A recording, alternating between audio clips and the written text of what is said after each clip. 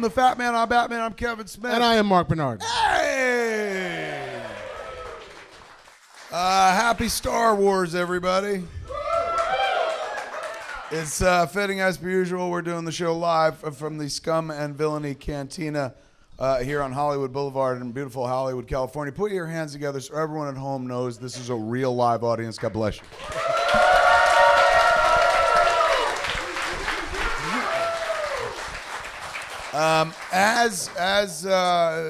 Let's see, it's what, Tuesday? Yeah. So we've been with The Last Jedi since like late Thursday night for some folks, but let's just say Friday. So all of Friday, all of Saturday, all of Sunday, Monday, 4 days with the Force. The movie did insanely well. All these Star Wars movies, they certainly don't need word of mouth. They're doing quite well and shit like that. But this one wasn't expected to go as high as it was.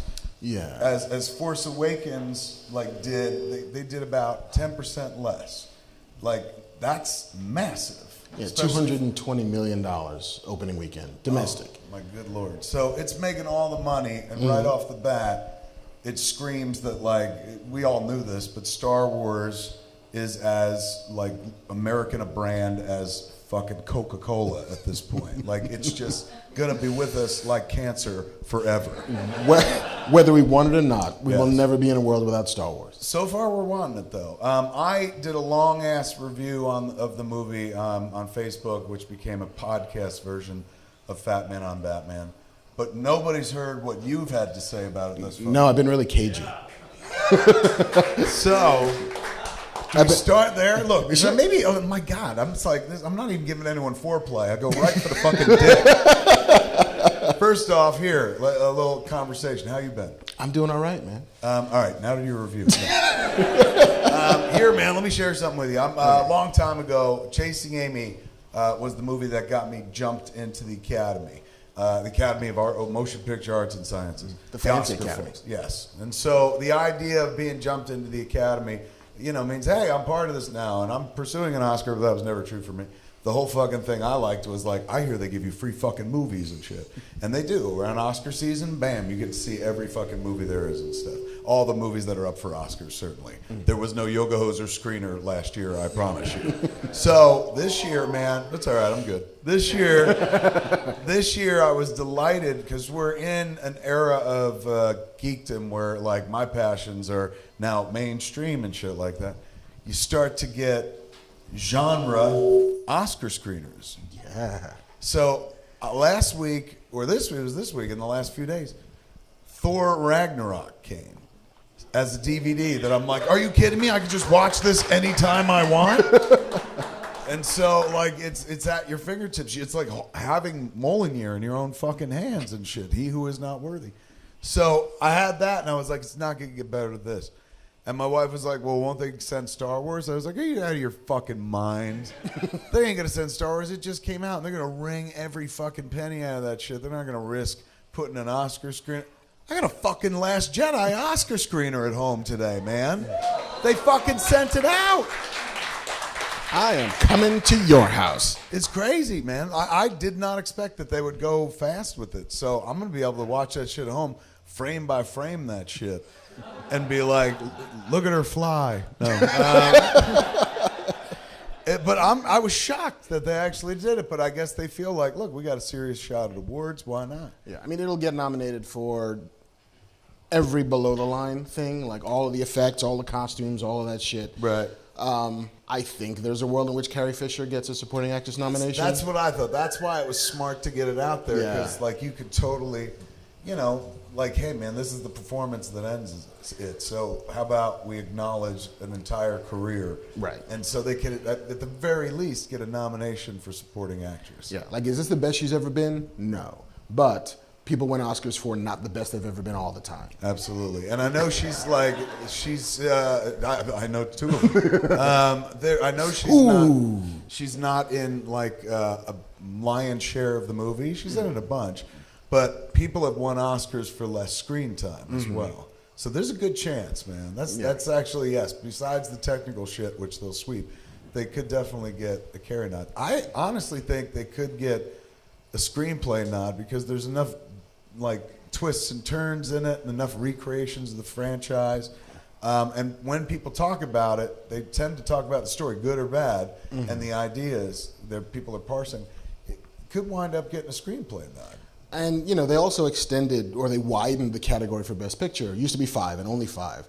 Now they opened it to 10, sometimes 11 or 12, I've seen, as deep as. Simply because they want movies that people have seen to get nominated for Best Picture. Not that they're ever going to win, but they want your, okay, Avatar, I guess, sure, you should be nominated for something because people have gone That's to see how everyone who's ever fucked me said it, man. Okay, sure. Let's do it. You should get something. I'd be okay with that. If I was the okay, sure, you get nominated, I'd be like, oh my God, We thank got you one. so much. This is fucking amazing. But I've never pursued that. That's never been part of my DNA.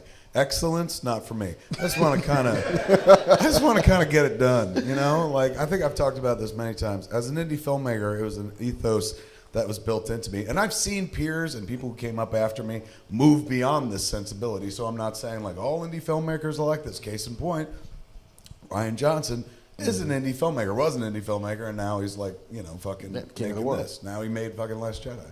So you could move beyond it and stuff. That being said, disclaimer aside, my indie ethos is very simple.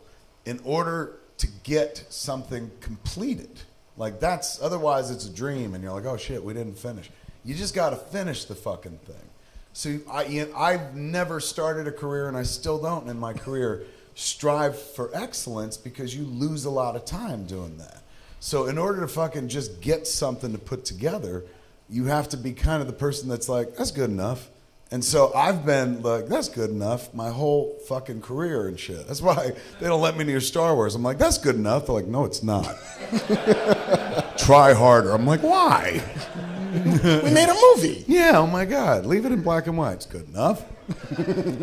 But yeah, I think they tried much harder. I think there's a world where you can get a screenplay nod because they're doing something kind of different. And people are talking about story. You know what I'm saying? For the first time, whether or not you're like, agree with the story, there are plot points in that movie and new ideas that apparently challenge some long-term fans of the franchise. Yeah, apparently there's a petition or a handful of petitions online, one of which I saw that now has 25,000 signatures to remove Last Jedi from the canon. Like, this, we should never acknowledge this abomination of a film ever again. Like fucking, it's the Christmas special and this shit. Never mention that shit again. Wait a second. Is 25,000 signatures a lot? I mean, that's a lot of fucking people, but at the end of the day, let's do the math. 25,000 people go see Last Jedi, pay $10 a piece, let's say. They go. I went to an Even $80 show. $20 a piece. Fuck, Even that's $20 a piece. New York. They all went to New York. Yes. I can't do that math. $10 I can do. Then that's 500,000. All right, 500,000, $500,000. Yes. They'd be kissing away. That's $500,000 worth of box office business. How much did it do this weekend? $220 million domestic, another Okay. $230 million international. It made $22 million yesterday. Who owns Star Wars now? Disney. Disney's like, yeah, you know what? You know, freedom of speech, sign your petition. We're all for it. We're going to sell one more Coke an hour at Disney across the parks. We'll be fine. Yeah. And also, you people who were signing it went to the movie. That's it. I mean, at the end of the day, it's like, You all got paid. your money, man. Yeah, like, thanks. sorry. Sorry you didn't dig it. You'll be back. Because, of course, you'll be back. When you wish upon a star. We got your money, motherfucker. All right, so people are pissed. Some people. Some people are A pissed. very vocal amount of people. Yeah. I'm certainly not dismissing them and stuff. Everyone's entitled to their opinion. I saw a big generational shift between those that were okay with like the fate of Luke Skywalker, and not even the fate. I don't even have to spoil it. And by the way, Oh, we're going to spoil expect this fuck shit out to of it. get spoiled hard. If you were like, I haven't seen it yet, you're in the wrong fucking bar. I'll tell you that right now. Some based even on the trailer, but the idea of a Luke Skywalker that has become a hermit and is like, fuck the Force and shit. That seems to have divided an audience where people our age are just like, yeah, man, like, you get tired. And, you know, people who The have Force is hard. Yeah. People who still believe, you know, are young, millennials and shit like that, they're like, he's a fucking hero. Why would he quit? This is bullshit. And I think there's a generational split there. I don't say either side is right or fucking wrong. I will say this, though. It's a movie, and not like it's a movie, assholes. I mean, it's a movie in as much as he can't be into it from the first act. If she was like, you got to come back and help, he's like, golly willikers, I've been waiting for this. Like, there ain't no fucking movie if he goes back right away. So he, of course, you know, she has to show up and be like, you got to come back. And he's like, nah, I don't think so. And hold out until the end, until fucking Yoda's Until like, he still doesn't come back. well, spoilers. But it's that had to happen. I was okay with that. You know, and I like the whole movie. But what they eventually did with them, you know, all things come to an end. I was okay with that as well. But we'll talk about it. We should let you fucking review the movie, and I'll talk about my thing when we get to your thing. You can chime. Through your thing. All right, so where'd you see it? Set the stage. I saw it. I've seen it twice now. I saw it once a week ago yesterday at a press screening on the Disney lot, which was actually kind of cool because I've been to a shit ton of press screenings in the 20-some-odd years I've been a journalist, and they invited 75% of any given theater. They had a screening every 3 hours on the Disney lot. 75% were critics and journalists and whatever, and 25% were fans. It was very like, oh, hey, there's a 501st Legion, all in line to go in there. You see them all walking by you, sitting in the screening, because I think they, A, wanted to sweeten the room, so because fans will love this movie, was their thought, and B, just to outreach. You know, the guys, we are embracing you. We realize that there's going to be some shit in here you might not dig, but we're here for you. Come and see it. Tell us what you think. Right. So it was the first time I saw it on Monday, and I loved it. Like, I walked to that theater just like fucking on cloud Bespin 9, whatever cloud that is. And it's a very mixed metaphor there, Lando. Thank you. I've been hitting the Colt 45. And like loved it. Like I grade Star Wars movies at this point by how many moments feels like Star Wars to me. Okay. You know, because all of these movies, all at this point 8/9 of these movies have problems. All of them do. Story-wise, like I love Empire Strikes Back, but I've napped during Dagobah like 9 times.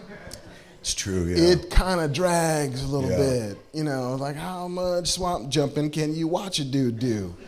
It turns out a lot because they make you watch and do that shit a lot. It's weird, man. Like when you saw that movie as a kid, or at least me, maybe because I was a fat kid, I was like, man, what rigorous training. and like now, if they're like, if you do this, you'll be a fucking Jedi, I'd be like, I'll fucking do that. Like, all you gotta do is go jogging with a puppet and stand on your hands and shit like that. Yeah, how much Get could you slapped down by the puppet from and time how to much time? could you run on Dagobah? It's not even a mile loop, I'm sure. That's true.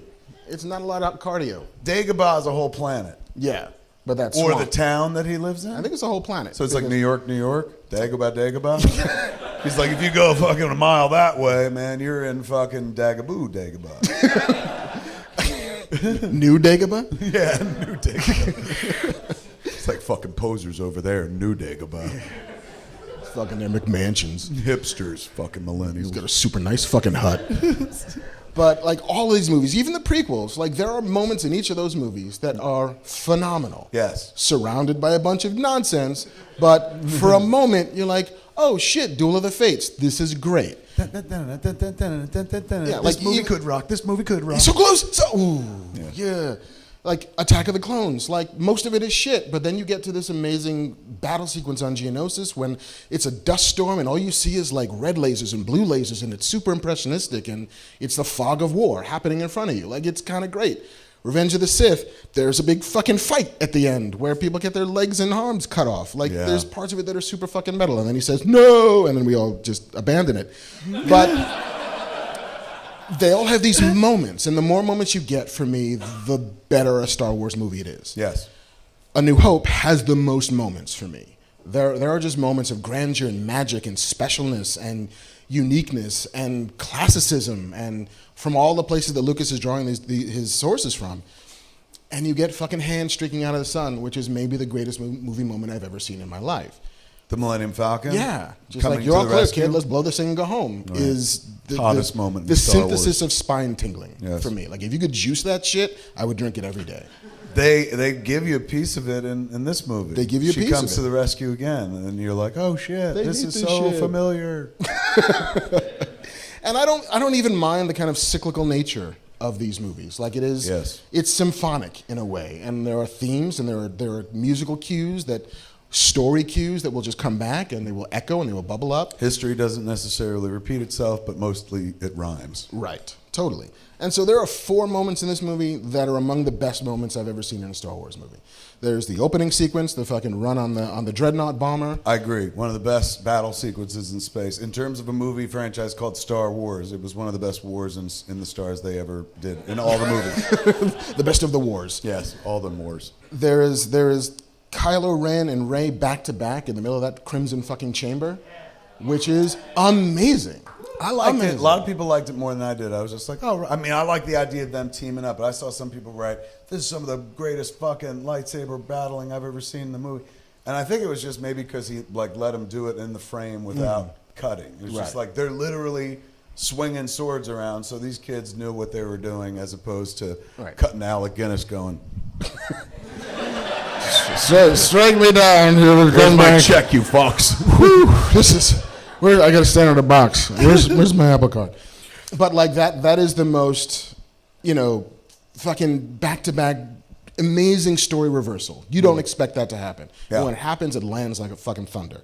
You get the hyperspace jump, which is the most beautiful thing I've ever seen in a Star Wars movie. The light speed. Yes. Yes. When Admiral Holdo just fucking kicks it into gear and slices and dices an entire Imperial How fleet. excited, like, at what point did you figure it out? The moment they cut to her looking at the resistance ships getting blown out of the sky? Yeah, it's like, somebody's going to do this thing. It's going to fucking, oh, shit. Yeah, and it was glorious. The moment she fucking went for the chair, I saw it in a theater where my seat reclined. Ooh. And so the whole movie, I kept going, no, yes, oh my God. So that was a moment where I leaned forward because I felt like, no. Oh my God, if you do this, this will not only be one of the greatest moments in a Star Wars movie, but one of the greatest moments is they fucking did it. She went to light speed and ripped through Snoke's ass, and they did it in silence because in space no one can hear you fucking scream. They crossed the streams. It was fucking glorious. It's glorious, and it's the most anime thing I've ever seen in a Star Wars movie. You're right. The pching. Yeah. That's true. That's, oh my God, there's a little bit of cure going on there. That's cool. And then Luke standing on a what looks like a blood-soaked plane facing down the First Order with a laser sword is an indelible image. How the fuck that wasn't the poster is beyond me, unless they were like, we don't want to spoil it, but fucking spoil that shit because they, give it a minute, they spoiled it themselves, more or less. But like, if you had put that on the poster, the idea of fucking him, old man Luke, they were behind him, and he kind of looked like Luke from Return of the Jedi, and you saw the entire First Order, all those fucking walkers and shit, and Kylo Ren's fucking special plane facing him down, that summed up the Luke Skywalker of my childhood, and I guess that was kind of the point. Right. Here's the fucking legend. Like, this is it. Look at him facing down. Like, they literally set up the joke in the beginning of the movie where he's like, I'm going to fucking face the whole First Order, the goddamn laser sword. And then in third act, you're like, he is! It's all happening! Oh, God, the Force is real! But there's conflict on that because, I remember the first time I saw it in the theater, because I saw it twice in the same day. My first screening, I was so enthralled by all of that when they, gave it away, like, hey, here's what's really going on. I was like, oh shit, that's a cool idea and stuff. And then you're moving forward and just seeing the movie for the first time and taking in new information. So I didn't bump into it. Second screening, that's where I was like, I bumped into it a little bit more, where I'm like, why couldn't he have just been on Crate? Why did he have to force project himself? Like, and I talked to Marc after I finally saw the movie because I knew he saw it before me, and I was like, you're a good writer. Can you give me a good enough reason why? I'm not saying they have to do this, but why couldn't he have been there physically? Why did he have to be a forced projection? No reason. Marc didn't have a good reason. I mean, the reason why I think they chose that way is to honor the kind of tradition of Jedi as trickster, as prankster. Like Qui-Gon was all about fucking like pulling fucking heists and shit. Like, no, I'm gonna fucking steal this pod, and no, you're gonna release the boy to me and his mother, and look at me doing shit that's kind of illegal, but I don't care because I'm a Jedi. Right. Right. You know, it's a misdirect. It's a misdirect. Like, oh shit, this is what's happening. No, psych. But if you're gonna kill him anyway, like, He wanted to die in front of 2 sons. yeah. All right, hold on. But you know what you could also do? For those off mic, the thought was he knew he was going to die. He wanted to die In front of 2 sons. in front of 2 sons. So hold on. Do you think he picked Octu because it had 2 sons? Yeah. And was that the only time they showed the 2 sons is when he was dying? Did I miss another moment where they were like... Hey, look, happens all the time on this shitty planet. It's not the only time they showed 2 sons. On Octu? On Octu. There was another moment where at one point there were 2 sons? I believe so. When Rey was I'm not training. saying you're wrong, but I think like I would have picked that up because there was a moment when he was dying and I saw 2 sons and I said, oh, I wonder if that's meant to be a reflection or was it a planet with 2 sons and did he choose a planet with 2 sons? And if he did, holy shit, that's really moving. Not the only reason. Why? What's the other reason? Because the Jedi Temple on the tree is there. The Jedi Right. Temple in the tree is there. Why? Yeah. That's Be- where the Jedi started. The Jedi literally started on the island of Octo. The books moved with Yoda and then moved back to the tree. I mean, all of this shit is there because Rian Johnson wanted it there. and honestly, if Rian Johnson really wanted the twin sons, put those twin sons on crate. It's They true. could have fucking. Why couldn't that planet have twin sons? Why couldn't every place Luke goes have fucking twin sons? That's his GPS, his twin sonsectomy. Like, where am I going? Right. Oh, now I won't go to that planet. One son. Bullshit. He's like, look, I get my Jedi power from twin sons. What do you want me to tell you? I'm like Superman. Somebody, because I put it up in the review I did on Facebook that became the podcast, bless you. I was like, I said, why couldn't he have been there himself? And somebody hit me on Twitter. I wish I could remember their name, but their breakdown was like really Star Wars literate. Number one, he said, even if he raised the ship, because I said, like, come on, man, you don't show a sunken X-Wing in a fucking Star Wars movie unless sooner or later some motherfucker's going to be like, oh, that's why you failed and shit like that. But they didn't. Like, it was a real MacGuffin and shit. And a real just like, he got here, that's how he got here, and that's it. So the person said on Twitter, you can't make a jump to, he was far. Remember, he went deep. lost. He went deep. No way he could have got to Crate without a jump to light speed hyperspace. Is that what they call it in those movies? And you can't do that without an astromech droid. So without an R2-D2, he couldn't have. That's what I said when I read the tweet. I was like, that's fucking true. Yes, it is nerdy. Yeah. But he couldn't do it if he wanted to be there. Right. Was their excuse for Luke. They're Luke-splaining to me, but I'll take it. Right.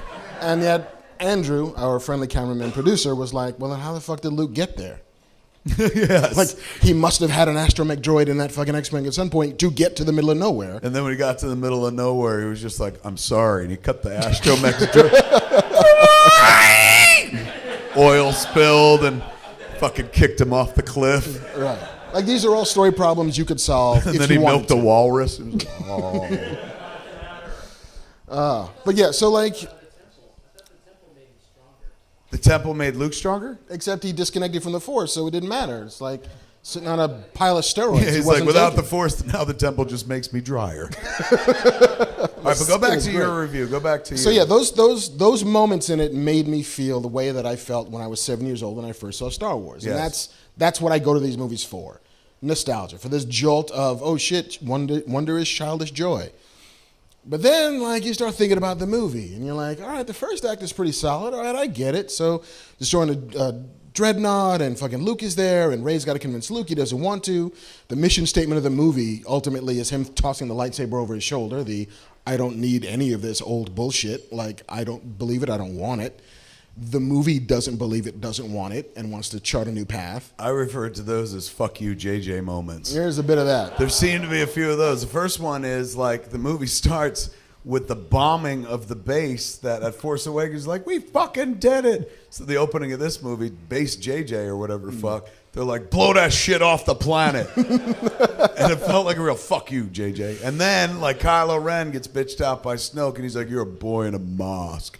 And then he's like, fuck this mask. And you know that mask was his whole fucking character last time. And now they're like, we're getting rid of the mask. Felt like another fuck you, JJ. And then there was another moment, too, where I was like, good Lord, they seem to be dismantling everything that JJ kind It's of also, they're like, oh, yeah, we put so much story pressure on Snoke. And who is Snoke? And what does he mean?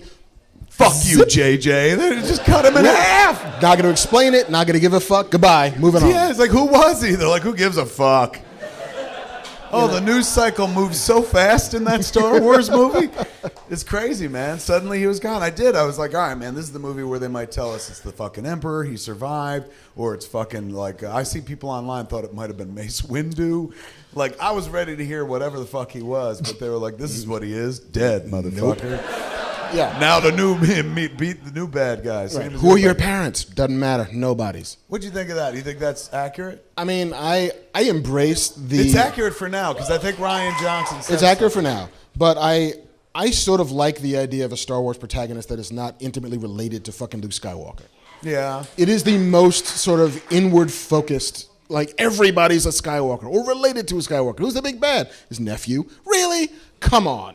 I like that moment where fucking Kylo Ren was like, you're not even a part of this story. Yeah. Like, almost stepping out of the fucking character, out of the script. Yeah. A real meta moment being like, you have nothing to do with the Skywalker lineage. No one cares about you or something like that. That was dope. And then he was like, but I do. And that was so seduction of the dark side. It wasn't just like, that's the movies, join me and we can rule the galaxy together as father and son. But he's a lot less in your fucking face like, I'm your dad. He's just like, hey man, fucking I understand. He's this guy. He's like, I understand. He's negging her at a bar. Just like, no, listen, There's a term for this shit? Yeah, pretty What much. is it? Negging. It's the, let me tell you why you're not special. Oh, but I find you special. That's a move? That is a total fucking move. I think the whole world's been negging me forever, man. Every critic, my mother, everybody. You're not worth anything except to me. Yeah. No, you're not that pretty, but you are to me. And that works? Apparently.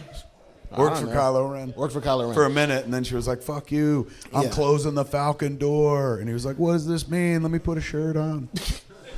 But like That was weird. Did you ever think you'd see so many pecs in a Star Wars movie? No, and I continue to be troubled by how much I have to hear the word master in a Star Wars movie. It's like, master. Oh, but master. My master's like, come on. I heard master more here than I heard in Roots. Somebody has a fetish. It would be. I would imagine it sounds the ultimate worst if coming from Jar Jar. It's not good. But the second act of this movie has these weird fucking problems. Like, I still don't understand Finn's story at all. I don't know why. What do you mean? Why? What's wrong with it? Because it's, all right, so I woke up, and nobody knew that I was missing, really, except for Poe, because we're lovers. And so I wake up, and I'm naked and dripping, sure. And my first act is to, where's Rey? Somewhere else. I have to leave, because if she comes back, she's going to die. All right, where are you going? Well, it turns out that we saw Battlestar Galactica, and it turns out that there's a ship that's tracking the fleet, and every time we jump, they're just right behind us. I said that in my review. They did an episode like that, right? Like the first episode of Battlestar Galactica is that.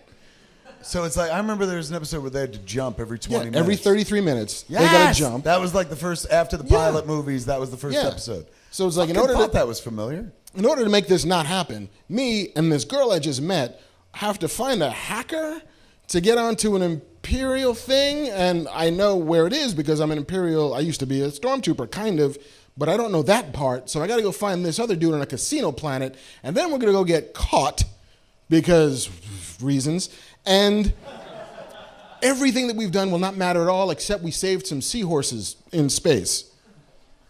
Sure. All right. Question. Yeah. Why couldn't those, I mean, this is a petty gripe. Couldn't those horses have been tauntauns? Wouldn't that have been badass if you were like, oh shit, this is where they get tauntauns from, and it ties in a little bit? Yeah. I know the whole idea of this movie was fuck whatever you like about Star Wars. But it would have been sweet if they were tauntauns, all I'm saying. I mean, the only upshot of that entire storyline is that Maz Kanata at some point fucked Justin Theroux. Oh, because she talks about. Yeah, she was like, oh no, he's a very tender lover. Yeah, she says All she right. intimates that He's got very good hands. good at picking something. Yeah, All right, sure, I guess. that was Justin Theroux, wasn't it? That was Justin the Theroux. guy at the table Who has no lines. Or we're like, what's happening now, darling, is about all he says. Yeah, yeah. So there's massive fucking detour in the story that doesn't get you anywhere. You then have Poe, who has to somehow like be angry at the women in charge for like 45 minutes He until had way more screen time in this movie, but but- doesn't do anything. and also like you the things he does, you're like, calm down. Yeah, dude, just it's fine. You're a soldier. She's in command. She gave you an order. Just shut the fuck up and do what she says. No, mutiny. All right, I suppose. Yeah, I Sure. know that was fucked up, man. Because when they mutinied, I was like, "There's no way the hero of this movie is going to make mutiny against somebody like who's really a hero." This clearly Holdo is going to turn out to be a villain, and then she doesn't. Then she Nope. turns out to be a huge fucking heroine, and you're like, "Oh my God, Poe Dameron's such a dick. Yeah. He really misread all of this." And But like- why couldn't they have just said, "Calm down, bitch. We're going to load everyone onto a fucking escape pod ships because they're tracking this fucker, not those fuckers. So that's the fucking plan." Shh. Right. Like there's no established reason for secrecy. Yeah. So why not just tell him? Yeah, especially because he's such a pain in the dick. Just fucking dude, all right, here's what's happening. Oh, okay, I get it. Fine. And suddenly they have cloaking devices in Star Wars, but whatever, never mind. What do you mean the cloaking device? Because they said, no, the ships are cloaked, so the Empire won't notice as if we slipped a crate. He cloaks Yeah, the close the signal. signal. Well, don't they how'd they get onto the Death Star? They're captured in Star Wars, right? The tractor Yeah. beam pulls them on. Yeah. Don't they? Oh, and Return of the Jedi. Don't they have to like fucking enter a different code? They trick them. Right, but Nobody, you can't trick them anymore, right? No, not so You much. can't like Return of the Jedi. They're like, well, here's our code, and they're like, that code's it's old, but it works. And nowadays, it's like we need Benicio del Toro to get into this fucking bitch. Right, to do a thing, to be as Yeah. Benicio as humanly possible. Yeah, really. Be the guy you were in The Usual Suspects. He was like, what the fuck? Yeah. I flip him for real. I flip ya. I just kept on wondering, like, if you have to build this whole secrecy into it, why couldn't it be that the last time anybody saw Finn, he was an ex-stormtrooper who somehow led to Han Solo dying? Hold on, I didn't hear you. Go ahead. This last time we saw Finn, Yes. reformed quote-unquote stormtrooper, Yes. who somehow led in some fashion to Han Solo dying. Rey's not there. Yes. The only other person who's really on the scene. Poe wasn't there. The only person who can say no, he was a hero, is Finn. Right? Okay. So suddenly the Empire is tracking them. They're not entirely sure how. Could it be the fucking stormtrooper that you invited onto your ship? Did they ever say how they were tracking him? Well, we got a glowy lighty box, and that's how they're doing it. But they didn't. So wait, you're suggesting it should have been Finn? Then It at should have least been Finn. He would have So, had like, a reason to be so there. he would have had a reason to prove himself to the rebellion by doing some half-assed. that's good. I'm going to launch myself. Holdo would have had a reason for not trusting Finn. Not trusting Poe because he's in love with Finn. So Right. clearly, boyfriend and boyfriend, they got to be in cahoots. It ticks all the It boxes. ticks all of the naked, wet, dripping boxes. Yeah. But no, That's instead, good. That's good writing. I like your version of the movie. Stop remaking The Last Jedi. I'm It sorry. just came out. I'm sorry. What else? Um, You yeah. gotta have more than that. and I Space Leia. Space. I feel like knowing full well that by the end of production that they were not going to have Leia for the next movie. Yes. There were 8 different places you could have gracefully sent out Princess Leia. This is the conversation we had on the phone. Yeah. Wouldn't I don't isn't there a world where she's the one on the ship Who launches the fucking the hyperjet? light speed Yeah. through Snoke's ship? Like, let her go out balls hard. Where it's just like I spent my whole life trying to fucking fight these bastards. I'm gonna give my life. This is what I'm General Leia Organa. Yeah. And fucking tear ass through the ship. It was, I guess she's like, hey, my friend died. That sucks. But see, it would have been way better if it was her. And granted, you have to figure we're gonna lose her in episode 2. Right. Which But maybe I might have done. You lose Han, you lose Leia, and then you save Luke for the end to lose. like once you know that you're not going to have Leia for whatever episode 9 is, like that's a fix you can make. Feels like you could have built the sequence. And you could have had Luke do his force communication with Leia with her on the bridge of that ship by herself. Right. Like Luke could have visited her just before she jumps. Like, and had the little moment, Leia, Luke, here's some dice. Boo! Like all of that shit is possible. You could have killed her when the fucking the bridge gets smashed. That was the first moment where I kind of leapt forward in my seat. I could not believe it. I was like, this is it. This is how it's going to happen. It's going to happen this fucking early. Holy shit. And then a few minutes later, I was like, oh, she's okay. She's Space Mary Poppins. I like the fact that she was... I'm Mary Poppins, y'all. I like the fact that she was alive. Yes. And I like the fact that she used the Force. I'm like, come on, man. This is the first time we get to see Princess Leia use the Force beyond, like, hearing Luke or something like that in her head. So I thought that was cool. But the flying thing, seemed to be a little much for some kids. A little much. Yeah. And the one other thing that I really wanted was I wanted to live in Kylo's reversal a little bit longer. Explain. Like, I wanted the victory, I wanted Rey's victory to land on her and live with her longer. Like, I fucking did it. I turned Kylo Ren. I brought him back to the light. Right. And together, we're going to get off this fucking ship. Together, hey, we might get off the ship and run into Finn, who's on the same fucking ship, and we're never going to meet, but whatever. Like, that's right. They were all on the same They're vehicle. all on the same ship. So it's let her live in that moment of possibility. And then just before she's about to leave, he extends his hand and is like, no, stay with me and let's do this thing. I thought it was kind of dope, though, where she was like, oh, my God, you could stop the ships, stop the First Order from blasting the resistance ships.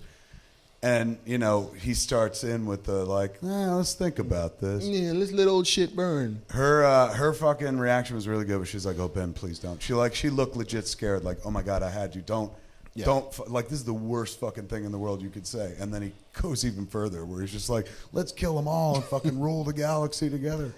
Do you think there was ever a moment when they were writing the movie like, fuck it, let's let them both go evil? It's going to be great. And let people wonder what fucking episode, the next episode's about and shit. It was definitely one of the brightest times I had in a movie theater this year. Like, just pure joy in the first screening. My highlights have everything to do with characters meeting old characters getting together. So my three favorite scenes, I think, in the entire movie involve Mark Hamill. It's Luke, seeing Leia, of course. Luke seeing Yoda, of course. I honestly didn't expect that. Should have seen it coming, but didn't see it and was delighted when it happened. But hands down, my favorite scene was Luke seeing R2-D2. That's when they fucking grabbed me by the heart. Yeah. I had no idea, because I'm like, after The Force Awakens, you're like, oh yeah, I forgot the droids nobody likes anymore. We have BB-8 now. Fuck the old droids. And you forget that, like, R2-D2, when you were a kid, was your heart. You didn't fucking talk. He just beeped at you and shit like that. And he's so integral to the story. Without R2-D2, without Luke Skywalker meeting R2-D2, without R2-D2 getting into an escape pod, landing on happenstance in Tatooine, getting picked up by the Jawas and shit, to the point where fucking farm boy Luke Skywalker is like, I don't know, we can get this one. And they get R5-D4 and he busts and they're like, let's take the fucking little blue one. That changes the farm boy's life. That kid goes on an adventure and we've gone on it with him for 40 fucking years because those two characters came together. And we're besties and shit. Mm-hmm. And, there was a moment in Force Awakens where they're like, hey, who's got the fucking map? And they're like, oh, R2-D2. He was Luke's friend, wasn't he, and shit? But when they put them together on the Falcon, like, we'd seen the scene of him being on the cockpit, and you're like, holy shit, that's going to be amazing. But when he did that, and what follows is him sitting down with R2-D2, bam, right away I was bawling in my seat. And then they pull the coup de grace where he's just like, nothing in the world. And again, you think yourself a fan, you think yourself a writer, and you're like, how did I not see this fucking coming? Where he's just like, nothing in the world is ever going to make me, fucking change my mind. And R2-D2 turns on the projection of Princess Leia. It makes me choke up thinking about it now. It's so beautiful. That's what sent this boy 40 years ago, this old grizzled man who's like, fuck the Force, on the adventure 40 years ago, was that fucking video. And he's a different person altogether. When he saw the video, he was like, oh my God, the rebels, and she's pretty, and fucking wouldn't it be great if we dated? And so now he's looking at it 40 years later through the lifetime that he's had, which wasn't just, oh fuck, I was the hero of the first three really great Star Wars movies. He's also like, I'm the fucking Jedi that let down the Jedi because I thought about killing Kylo Ren and he caught me and then fucking killed everyone else and then I went into exile and shit like that. I've lived so many fucking lives since I've seen this video. And now when I look at it, there's my sister. Like, I have other memories that we didn't get to see because they didn't show every fucking piece of their lives together from between Return of the Jedi forward and shit. So there's still stories that could be told, but like in our mythos, there's the glue. That's the reason the guy got on the planet. That fucking droid, that message changes all our fucking lives. So that scene for me was like, Christ, man, like well done. Applauding, wiping snot off my face. What was your highlight?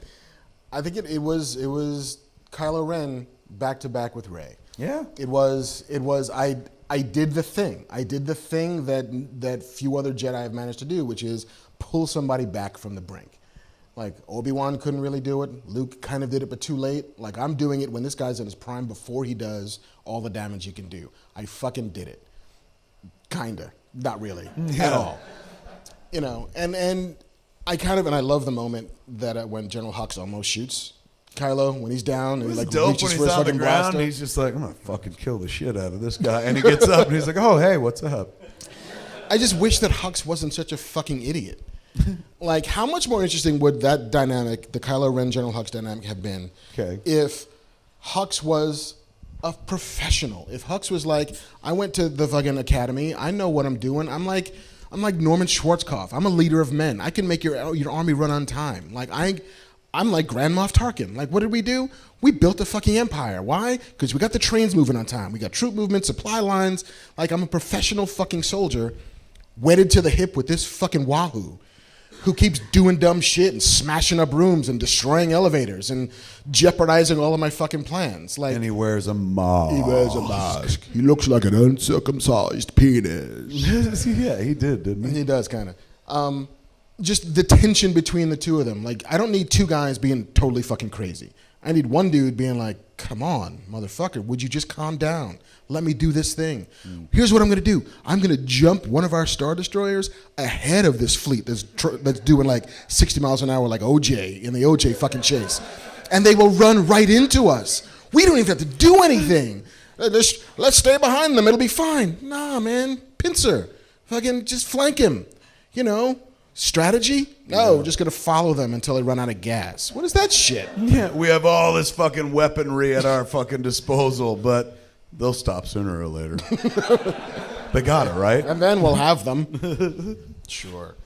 Yeah, I just wish that there was more, and that's a JJ thing. I wanted him frothing at the mouth like a crazy Nazi general. Well, but still, Ryan could have broken that mold if he wanted to. I know. He chose to leave that for JJ. Or maybe the dude who plays him, Donald Gleason, yeah. Maybe he's like, I ain't doing this unless I get to play it over the top at all times. They're like, all right, fair enough, man. But, yeah, I mean, listen, I enjoyed my time at that movie. It's got vast problems and deep problems from a story perspective, but it did for me what I need a Star Wars movie to do for me. You know, it redefined itself as it went. It gave me moments that made me feel like I was 9. And what more can you ask for in a movie theater than just to have something happen that you say wow out loud? And fuck it, I give it definitely a lot of wow moments in that movie. The Rose summation of Star Wars I thought was really fucking beautiful. And I don't know if it comes from like some real world sentiment and stuff, but I thought it was incredibly well phrased, which was something to the effect of after she saves Finn, he's like, you know, why'd you stop me? And she's like, I saved you. Yeah. And then then we won't win by fighting what we hate, but by saving what we love. Oh my God. Which is adorable. Except you also win by fighting what you hate. Don't be real, man. I mean, they blew up like 9 Death Stars by now. They fought what they hated. And when they won, they won. They're like, we're going to do this with love. Yes, we killed fucking 3-4 Death Stars in a row and everybody working on them. But millions of Imperial soldiers that we hated but we didn't save. But now that we have nobody left, we'd like to teach the world to sing. Yeah, man, it was quite the experience. You go with family? You took kids? I took my kid. I took my kid opening night. And? It's his favorite Star Wars movie ever. Really? Yeah. He's like, this is my favorite one. And that's what it's for. These movies are not for me anymore, as much as I would like to think they're for me. They're for him. They're for the 12-year-old, 13-year-old kid whose parents drags them to see a fucking movie, And it inspires them and enthuses them and makes them want to play in this world anymore. And then they got me. Turns to his parent. He's like, "Let the past die. Kill it if you must." It's like, just don't walk so fast to the car. I'm dying already. What do we got after? What else we got? We got to be able to talk about more Star Wars than that. I feel like. No? Not really. You emptied your tank on Star Wars? I did 90 fucking minutes. What'd you do, 10? I did 20, dude. Well done. 20 Concise. good minutes? And good, smart minutes, too. Most of mine were stoner minutes, like, and then long silences. But yeah, we are not going anywhere with these Star Wars movies. We're going to keep having them. I mean... Speculations? I'm really curious to know what JJ does with this next one, given that Ryan just tied his fucking hands. Like, yeah, you solved the Leia problem, buddy. Good luck making a movie where she's alive but isn't there. Do you think there'll be a lot of "fuck you, Ryan" moments? The first scene is Kylo Ren going, "I do like this mask. This is great. Snoke is a Force ghost. Tell me things, Snoke." Yeah. Snoke comes together again. He's like, I am Mace Windu. And Luke being like, "I'm back." Luke ain't going anywhere. I mean, he's one with the Force and shit like that. But he'll be a Force ghost. So, and he also literally tells us in the movie, he's like, "See you around, kid." There's no way on earth that was like, I just thought I'd ad-lib that at the end. Clearly it's a nod to the fact that they will meet again, and that's going to be fucking dope and shit. Will Kylo Ren fall for it again, though? If Luke's like, "I came back from the grave to fight you," and he's just like, "Here's my second chance," and he's like, "Oh, you're a fucking ghost again." Basically, Luke Skywalker's Lucy Van Pelt, who just keeps showing up and pulling the football away for Charlie Brown. Damn it! Should I trust you this time? Yeah, Chuck, it'll be fine. Let's talk about all the monies that it made domestically. They expected it to open at like 200 to 210, and then all of a sudden it jumped. It overperformed. 220 was opening weekend. It added another 22 million yesterday. Was it a packed theater that you saw it in? Yeah. I mean, I went to the Chinese. I went on opening night, baby. At the Chinese. Our old stomping grounds. Wow, that's true. We did a show there. Yeah. Wow, what a magical place to see it. It really was. First time I saw it was in a theater in Durango, Colorado. We were on tour in Durango, and so it was a tiny theater. They've got like a multiplex there, but they had a little two-screener called the Gaslight Theater, which was built before I was even born, like in the fucking 20s. Do you like everything that it's at the Gaslight Theater? Does it gaslight you into liking everything? It does. I was like, "This is amazing." And then I get outside, I'm like, "Wait a second. Hold on. It was beautiful. If you had to see a Star Wars movie as an adult version of a child who saw a Star Wars movie in the theaters when he was 7, that's when I saw Star Wars, age 7, it looked like the theater that I'd seen Star Wars in. It was an old two-screener in Hazlitt and stuff. They had better seats, but other than that, the wall decoration with like that curtaining on the walls and shit, everything just reeked of the kind of 70s. I think that added to it. I think if I'd seen it at a multiplex, that extra glaze of like, "It's the 70s again," wouldn't be there. I felt like that most of the movie. I was like, I feel like it's the fucking 70s again. Wait, they killed my 70s icon? But I'm used to that. They did it in Force Awakens as well. They kill all your heroes. Yeah. So yeah, it is not going to slow down anytime soon. It is going to top out at like $1.9 billion, which will be less than Force Awakens, but that's what they expected. That. Yeah. But they didn't expect it to be as strong as it currently is. Yeah. They were expecting like, I'll do 80% of Force Awakens opening, but they're like, whoa. Hey now. Does it keep going? Does it hold up? I think so. I mean, like, is anything coming? There's a bunch of Oscar shit coming, and Jumanji is on Wednesday, but I don't know how much that takes a bite out of it. Right. So it's going to roll through like February, doing good business. Excellent. So yeah, good for them. Yeah, man. They certainly seem to know what they're doing at this point. Like, even when they're like, oh shit, we made a movie that people might not like. They like, let's bring another director and we'll fucking finish it this way, and we'll put in like the greatest minute in a Star Wars movie ever, and we'll call it Rogue fucking One. It seems like even when they're, not swinging for the fences, we fucking love these stories so much. Audience going to show up in droves. It's our mythology. Yep. Modern mythology. These and Marvel movies, man, you can invest in. You're always going to make your money back. Even if they kill our heroes. Yeah, which sounds like is coming up for us. And maybe The Last Jedi is a kind of appetizer for what comes in Avengers Infinity War. Because we know we're going to lose a bunch of people, a bunch of main characters in those stories. Yeah. Which will you be sadder at? The deaths in Last Jedi or the deaths in Avengers Infinity War? I mean, they've run out of people that I really care about in Star Wars to a certain degree. Like Chewie. I know. The droids. So like in this movie, we finally kill the fucking droids. That's what it'll be from now on. It's like, oh, it's Death Watch. Let's see which one of our most beloved characters they kill next. The Star Wars movies become like the couch on The Talking Dead. Whoever fucking sits there dies in the fucking show. Yeah, they got Chewie still tethers us, and Chewie can be Chewie forever, right? Yeah. Like I mean, Chewie, they can replace Chewies like over and over. C-3PO technically. You can't ever replace Anthony Daniels, but a guy But can they wear totally that will. suit. Yeah, they will. They totally will. They've already replaced Kenny Baker, so R2-D2 will be with us always. I mean, they can still bring back Lando. I heard a rumor that part of the impetus for the whole Canto Bight casino sequence No! was that Lando was supposed to be running that casino. What a fucking... What? That's the reason to go to that planet, That's the man. reason for the planet. And they looked like Bespin guards. Yeah, And and cops. From what I understand, there was, and again, rumor from the internet, so take it as you will, but that Billy D. Williams isn't quite as suave as he used to be and couldn't quite gin up the necessary moxie to channel Lando as well as they wanted him to. And so they jettisoned that idea. Really? Yeah. Which is too bad, because that would have, again, been like a reason for that. Even if they cut to him in the casino, even if he was the guy, it's like there's someone with a bloom on his lapel, and it was fucking Lando at a table and shit, and then still it winds up being Benicio del Toro, at least you're like, holy shit, Lando. Yeah. Even if there was just a poster of Lando on the wall, just smiling at you. Like, oh, it's Lando's place. Where is he? He's doing space shit, I guess. I guess the idea, though, is as they were putting the movie together, like, what will everyone want? What does everyone expect? Let's fucking go the other way. Like, that's what it did. It was a movie that kind of, any expectation you had, as we all sat there going, oh, Rey's got to be a Skywalker, or she's got to be a Kenobi, or she's got to be related to somebody in this shit. They're like, fuck you. No, not at all.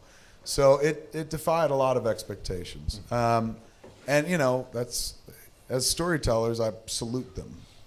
Ryan, and he wrote it with somebody else. No, he wrote it all by himself. He's the first person since George Lucas Is that right? to get a solo written and directed by credit on a Star Wars movie. Really? Yeah. I thought he had a guy that he always wrote. He produced it with a guy named Ron yeah. Burgundy. He's not a co-writer. He's not a co-writer. Fucking right on. Wow, good for him. Yeah. So every one of the ideas are his. Where'd you wind up on Porgs at the end of the day?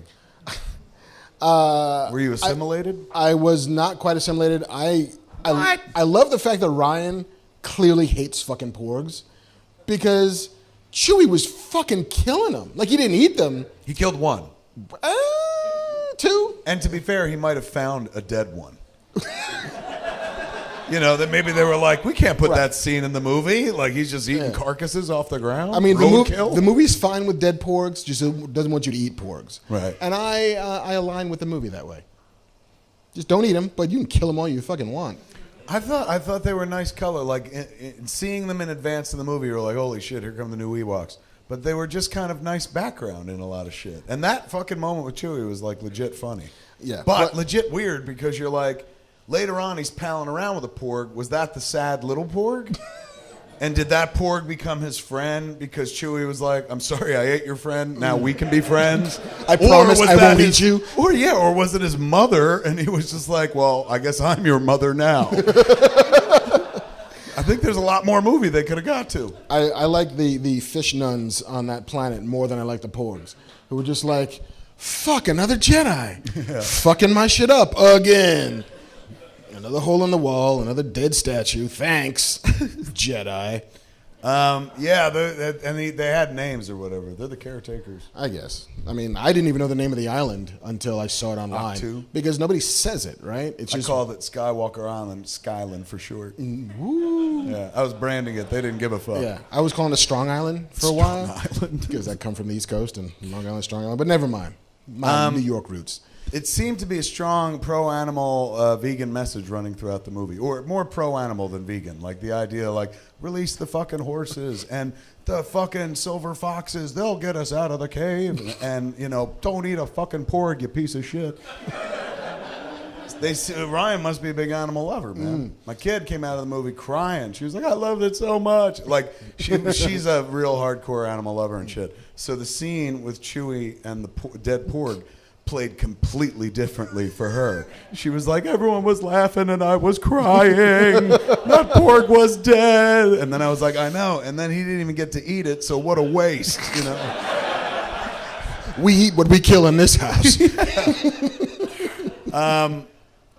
All right, man. Yeah. Enough on Star Wars. Enough What on else Star you Wars. got? We got top 10s of the year, my friend. Did you do your top 10? No. You didn't do your top 10? Not yet? No? You got a top 10? I got a top 10. I could comment on your top 10. Okay, by only color commentary in my top 10. Okay. I got a top 10. I got honorary mentions. Wow. Yeah. A full list? I got a full fucking list, man. I did my job. I haven't seen everything yet. Have you seen everything? I've seen all I'm gonna see. Did you see The Post? No. Were you ever going to see The Post? Yeah, I mean it's a Spielberg movie. I see all of those. I got to be honest with you, man. I think Spielberg I saw it. I think he did something really smooth. I know he's been in historical period lately, and thank God Ready Player One looks like him going, let me show you how to swing a big fat dick again. Like, I built this city on cock and roll, you know. So it looks like, I'm glad he's enjoyed himself making the historical dramas that he's been making and shit. This is yet another one of those, but this one I really fucking enjoyed. It's about the Pentagon Papers. So it's about the Washington Post, and it's before the Washington Post was the Washington Post we know from all the president's men and history and blah, blah, blah.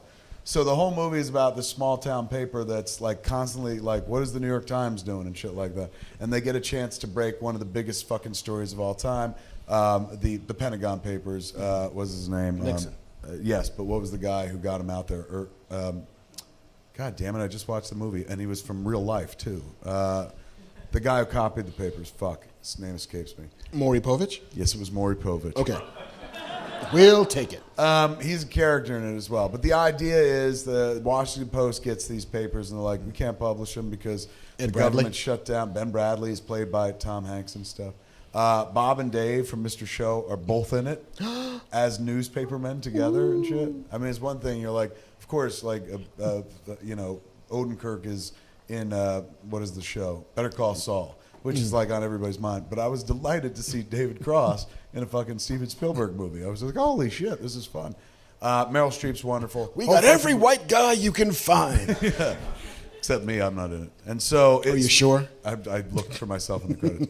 It's enjoyable from top to bottom. It's historical, so I can't spoil anything, obviously. You should know your history and shit. When the movie's over, there's a line to the effect of like, well, that's the weirdest fucking thing that'll ever happen at the Washington Post. And then they cut to the security guard at the hotel, at the Watergate Hotel, like checking the door, and there's tape over it. And then he opens the door, and they cut to the outside of the Watergate, and you see the guy in the room with his flashlight, you know, about to head into Democratic National Headquarters, and all the flashlights of the dudes that are raiding Democratic National Headquarters. And then credits. So if you end that movie and start All the President's Men, it's the exact same fucking starting point. That had to be done on purpose. Like a fan had to make that decision. You could have ended the Pentagon Papers movie that is the Post with like, we did it, you know, we published credits. But he went one extra little stinger just to get you that much closer to the opening of All the President's Men. That had to be intentional. So the Post is the Rogue One of old history movies? Yes! Maybe that's why I liked it so much. I was like, more of this. It was delightful. So, yeah, there's a bunch of stuff. I'll hold off on my list until the first of the year or whatever. I went genre heavy. There's a couple that I still haven't seen yet. Okay. Like I haven't seen The Post yet. I haven't seen All the Money in the World, the J. Paul Getty thing that apparently they put Christopher Plummer in like a week and a half to drop out. And he got Kevin a fucking Spacey. nomination, too. Yeah. They say apparently he's real good. But again, it's Christopher Plummer, who's always really good. So, surprise. All right, so you ready? I am fucking ready. All right. I'll go honorable mentions first. Okay. Dunkirk. Did you see the Dunkirk? I have not. You might convince me to see it. Go ahead. It is a horror movie at its core, in that it's about the unpredictable, unknowable death that is going to befall all of these British soldiers as they wait for their pickup to go home from the beaches of France, I believe, on their way back to the UK. Are you taking notes or are you signing things? Yeah, I'm like, sorry, must see it. person's dogma. Here's my list. But yeah, like it's beautifully done. It's a little hermetically sealed because Christopher Nolan is an amazing technician, not so much with the human emotions. Where's the trigger? Where's the trigger? Where is it? You never give it to an ordinary citizen. Like, Chris, have you ever heard a real person talk? It's fine. Go. And you'll appreciate this because Tom Hardy's in this movie. Is he? That'll make me watch a fucking as a movie. fighter pilot who, for the entire movie, has his rebreather mask on. Oh my God, it's Bane too? It's prequel Bane. It's pre-Bane. Pilot Bane. Prequel Bane. I still believe in things. We will rescue these men from the beach. I'm a soldier. So yeah, the Dunkirk. So that's first honorable mention. First honorable mention. Baby Driver. Okay. Edgar Wright's movie. Edgar Wright's movie, which I have some problems with the characterization of the lead, and the women in the movie are incredibly shallow. And Kevin Spacey is Kevin Spacey. But whenever Ansel Elgort, the sort of walking sponge of light in space, gets behind the wheel of a car, it's like a musical. It's like a dance. I mean, he's doing things with motion and sound and choreography that I've never seen done in a car chase movie before. It's kind of beautiful and definitely worth watching. And the music's amazing. Right on. Music's amazing. Edgar's pretty much a genius. Yes. What if you're not a car person, though? Like, I've never seen one of them Fast or Furious movies because I'm like, I give a fuck about cars. I mean, it seems like they're all about the cars, right? I think if you're a person who appreciates, say, The Road Warrior or Ronin or any one of these sort of classic car chase movies, you'll kind of get off on this a little bit. If not, it's just a really interesting technical exercise. Fair enough. The Girl with All the Gifts. What movie's that? It's a Somebody liked it so much they Huzzah! busted a glass. Mazel tov! one for the tipper. It is a British zombie movie starring Glenn Close, which follows this little girl, one of a dozen children or so, who seem to have been infected with whatever they're passing for a zombie virus, who have managed to retain their intelligence, who managed to retain their agency and their intelligence. And there's an entire biological imperative to synthesize a cure from these children. But it's following the life of one of these kids and what it's like to be immune to a thing that everybody wants you for, even though you'll die in the process, even though it's a horrible world you're trying to save. But what it feels like, it's a bit of a Stockholm Syndrome, but it's a really smart zombie movie from the perspective of somebody super young who's also not entirely unblameable. British movie, Glenn Close? Yes. So she's doing an accent? She's doing an accent. You buying it? Yeah, she's Glenn Close. It's like a poor woman's Meryl Streep. Put that on the fucking poster. And they're like, I swear it was a rave by the guy. He loved it. Yeah, It's he called it honorable an mention. honorable mention. All right, fair enough. Maybe you made me curious about Yeah. it. What is it called, the long title again? The Girl with All the Gifts. Girl with All the Gifts. Okay. I Am Not Your Negro is a documentary that came out earlier this year based on the sort of lost writings of James Baldwin, a sort of very influential like black intellectual of the 40s, 50s, and 60s. But they took a bunch of his writings and they stitched it together into this movie narrated by Sam Jackson that is both awfully prescient about race relations in America and how it implicates the government and society, and it talks about things that could not have been relevant in the 60s but are now like, oh shit, Ferguson. He's talking about Ferguson. He's talking about Trayvon Martin. He's talking about the sort of devaluation of black life, the sort of subjugation of will that happens. He's got this great quote talking about, somebody asked him, are you angry? Are you angry at white America? And his quote is, to be alive and conscious as a black man in America is to be in a state of rage all the time. And when you look at some of the things that have been happening the last 5 or 10 years, you begin to take on a new perspective to that thing. I love everybody in this room. So you know. But yeah, it's really heady stuff. My last honorable mention, we just spent like 45 minutes talking about Star Wars: The Last Jedi. Oh, it makes it on the list. Makes it on the list. Did not make my top 10, but makes it on the list. Right. They'll have to fucking content themselves with all that fucking money. Oh no! They're like, we missed Bernardin's top 10. Fuck. Son How of much a did we make bitch. 10 minutes ago? We're good. Yeah, awesome.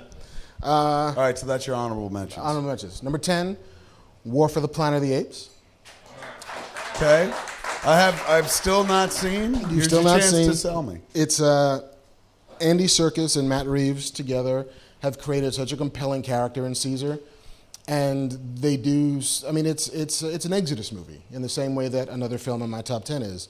It is not quite as good as the other film on my top 10 that's an Exodus movie. Mm-hmm. We'll get to it a little bit later, but it is so incredibly deft with telling the story of Caesar and his rebellion and his desire to save the people / primates that he loves the most. And it's a war movie. It's unabashedly a war movie. It's a prisoner of war movie. And it's about the cost of violence and what that price, the toll that price weighs on both Caesar and the people around him. I liked the first one. Mm-hmm. And then the second one where they're like, we got to turn it on to the dam. The damn movie? That damn movie. That was where I was like, this feels long. And so I never wound up seeing the war, but now it sounds like that's I love the damn movie. Yeah, a lot of people love that damn movie. I thought it was fine, but I'm like, really? The dam? That's the whole fucking plot? Mm-hmm. I didn't realize Last Jedi was going to be really a slow chase through space. But hey, man, you never know you want it until they fucking give it to you. But all right, so now you got me. Yeah, I think you sold me. Yeah, it's on iTunes. I see it all the time, and I'm like, will I? I don't know. Maybe it's got another dam in it. Is it dam free? No, there's a dam. Fuck, really? Oh, fuck. Yeah, man, they're all Why about do they those think dams. that's important though? Like water and I guess it's the electricity or whatever. Oh, this one's less that, but there's still a dam. It's their Death Star. It's got to be another fucking dam. Like if we're doing one of these Planet of the Apes movies, it's got to have a fucking dam in it, man. It's all anyone's gonna care about in the apocalypse. All right, where do you go next? Number 9, Guardians of the Galaxy Volume 2. Yes, bitch. Wonderful movie. Wonderful movie. That probably goes higher on my list. I think it for me, it was a little bit more of like, hey, I really love this band. I don't care if they're kind of playing a cover. Right. You know, like I love everybody who's in it. I love the actors. I love the director. I love the attack on the material. I just knew where it was going. Like you knew going into that movie. It's like, oh, hey, it's Ego. He's the bad guy. Oh, yeah, he's his father. Okay, now you see what's going to happen here. He's going to have to choose between father and his friends. All right, yeah, it's the old family versus the new family. The one I chose versus the one I was born into. I get it. It's all done well, but I get it. Right. You were no surprises there. Not a ton. But yeah, all right, so Last Jedi threw you a couple curveballs. Why does this go higher than Last Jedi? And why does this make the top 10 and Jedi's honorable mention? Because I think that the storytelling throughout this is a little bit more rattle-tested. There's less, like, what? Right. Less head-scratching for me in Guardians versus Last Jedi. Well defended. All right, where to next? Number 8, Spider-Man Homecoming. That would make my list too. Good pull. Good fucking pull. You know, I mean, it's a little bit sad that the only way for us to get a John Hughes style movie today is that it has to be a $180 million superhero movie. Right. But it still was a John Hughes style movie that I kind of loved. You know, a movie about kids that felt like it was starring kids, that understood kids, you know, and also understood what Spider-Man is about. And did not have to give us another fucking origin story. Done with origin stories. Yeah. You know, like if you don't know who Spider-Man is by now, we don't need you. That's cool. You've not been paying attention. If you're in a movie theater goer, what comes with great power? You know, Maybe you haven't seen one of these pictures before. totally. Like, and if let's pretend you're taking a kid who's never seen a Spider-Man movie before. It's not the hardest fucking origin to explain. He got bit by a spider, gives him powers. There was a moment, man, I think it was in Spider-Man Homecoming. I don't think they did it in Civil War. It was in Spider-Man Homecoming, I think with Ned, where he was explaining, like, I can't do that to May. You know what she's been through. Mm-hmm. And, you know, when I saw it in the theater, I was like, I know! I was there! Didn't fucking show us, thank Christ! But think about it. Who's her Uncle Ben and what happened? Same fucking story? Mm-hmm. Like, is it the idea, like in Civil War, when he's like, when you could do what I do and the bad things happen, it's kind of your fault. Like, he's literally saying the thing we all know, which is like, I don't know if you read the comics or saw the other movies, but like I could have stopped the guy and I didn't, and fucking Uncle Ben dies Right. all over again, over and over. Also, there was wrestling involved because there's always wrestling. It's true. Somebody said something about wrestling in the movie. Fucking Michael Keaton goes like, "The shocker! What are you, a wrestler?" Yeah, that's right. They're obsessed with wrestling. Yeah, Stan Lee was obsessed with wrestling. Really? Yeah, when he did there was the Imagine This. Remember when he went to DC and remade all of their characters? His version of Batman was a black wrestler. Was it called The Wrestler? I think it was called The Batman. And it's like, dude, not everybody finds their wealth in wrestling, dude. Just simmer down. The world has moved on. Kids like wrestling, don't they? Excelsior! From the top rope. Cage match. No, Stan. All right, where to next? Number 7. Speaking of the glorious Stan Lee, I believe it's his 95th birthday coming up. Holy shit. Yeah. Unbelievable. Still kicking with us. Goddamn legend. Love him. Anyway. Number 7, Thor Ragnarok. Yes. Fucking makes my list too. Yeah. Yeah, hands down. Also one of the best times I had in a movie theater this year. Totally. So enjoyable. Like, there's not a lot of bottom to that movie. No. But I don't need a lot of bottom to that movie. Light as a feather, but doesn't matter because it goes inside of a cushy down pillow that you can go to. The metaphor fell apart, but it's fucking really.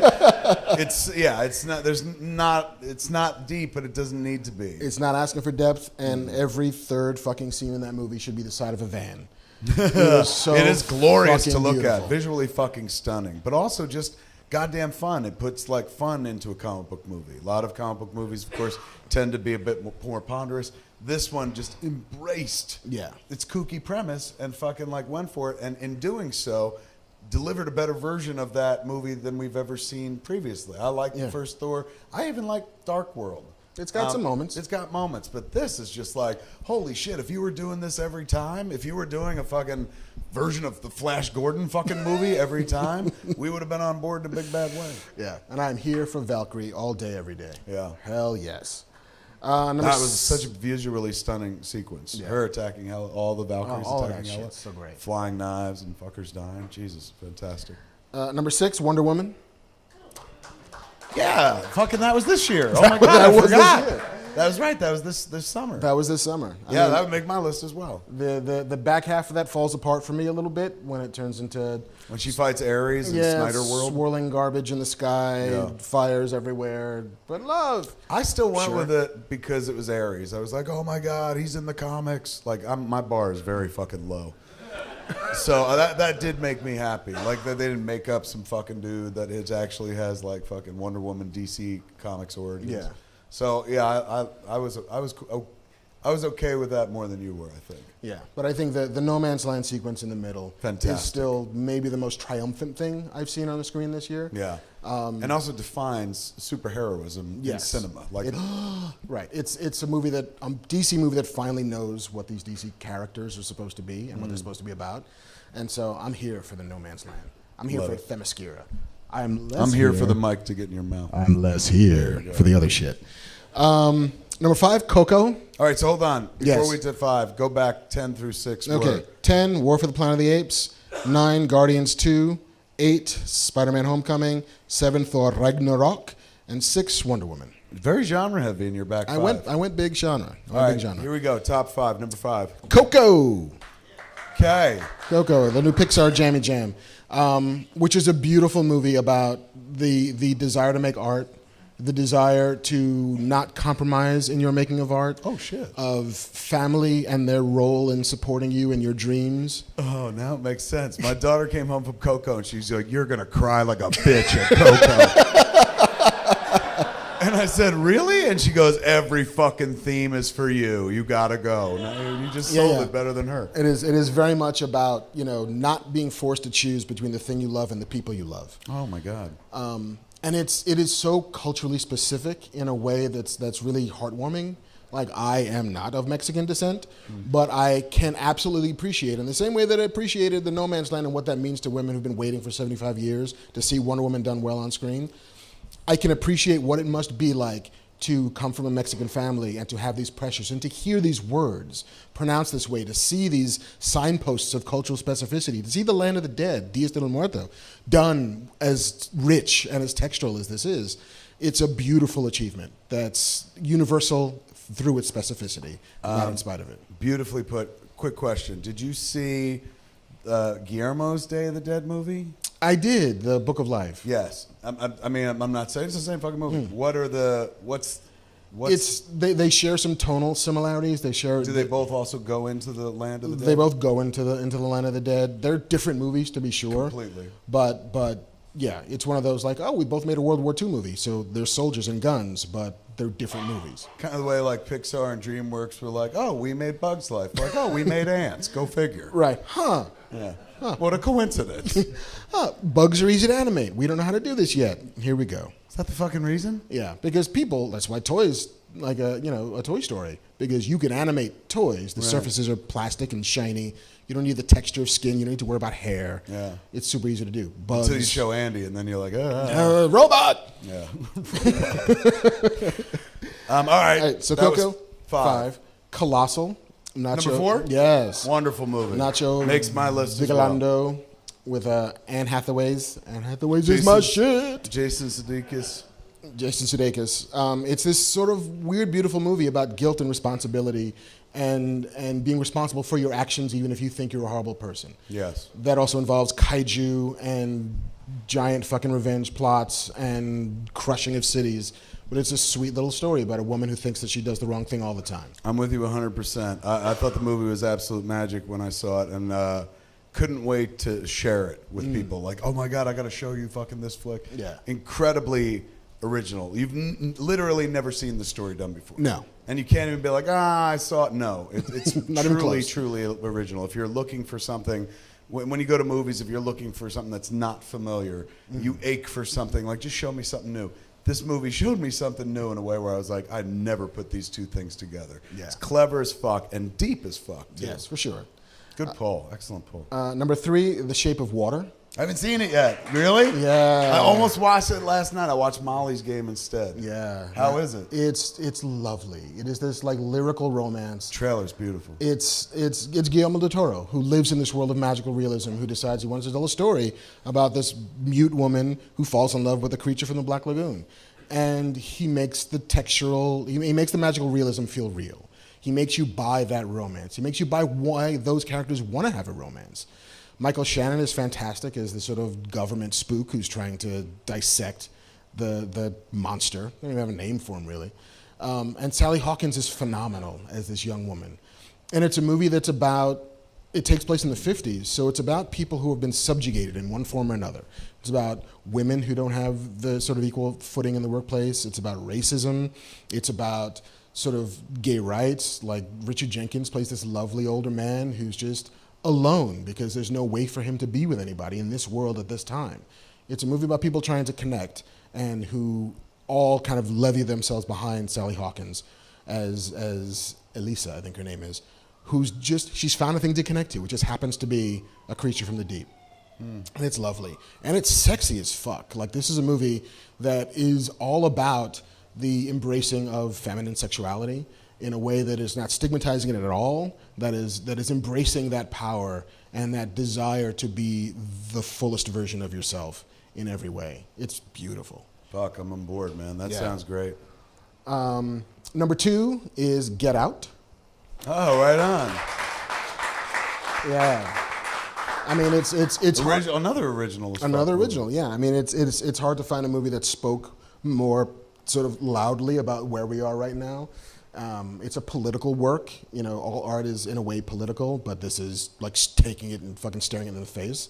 But it's a thriller. Like it's not horror, but it's a movie about tension, and it's about Rosemary's Baby level tension. Yeah, like it is about intimacy and tension and trust and betrayal and all that shit buried in a genre movie that happens to be about something called the coagula and the sunken place, which is fucking awesome. Yeah, yes, and there's a bit of like, science fiction to the whole fucking thing, but you don't really even think about that element. No, because the texture of it is such that you just buy it all. Yeah, man. And you roll with it all. Man. Good call. Yeah, and number 1, another movie that came out in February of last year, Logan. Wow, that's your number 1 pull. Logan is my number 1 pull. Fucking A, man. You certainly don't have to defend that, but go ahead, talk about it. But do it anyway. But defend it. I mean, it is this perfect. It's the other Exodus movie of the list, in that it's the one last ride. It's the last fucking cowboy just doing the one last good thing of his life. And it carries so much weight to it because we've been living with Hugh Jackman as Logan for so long, and we've watched him age, we've watched him mature, we've watched him carry good movies and bad, we've watched him do great things and horrible things.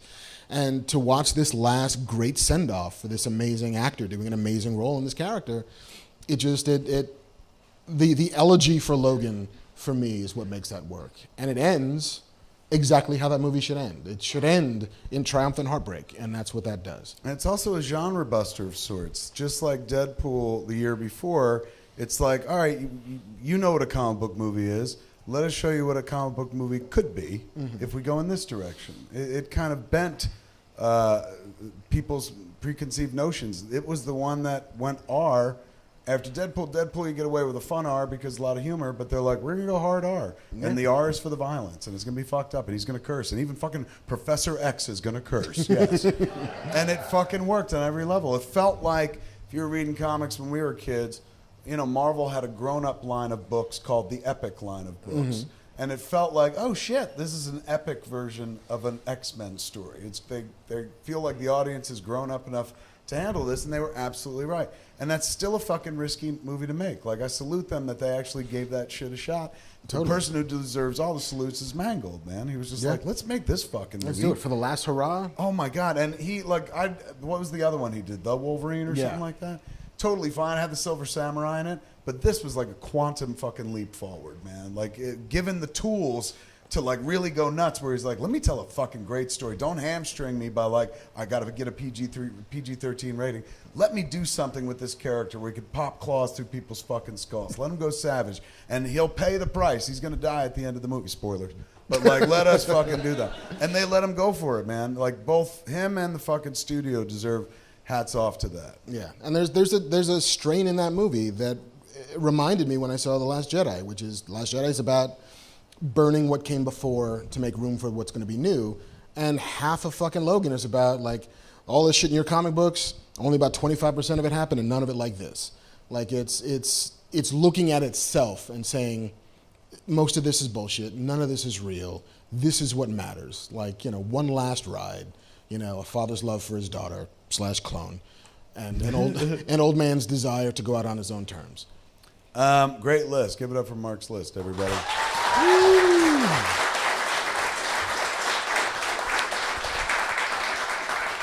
While it is fresh in my mind, since we're talking about Logan and Fox and the X universe, the biggest news that happened since we last had a show is what was speculation and what was a dream for some and a nightmare to others, as you pointed out, as we assume some people are going to lose some fucking jobs over this and stuff.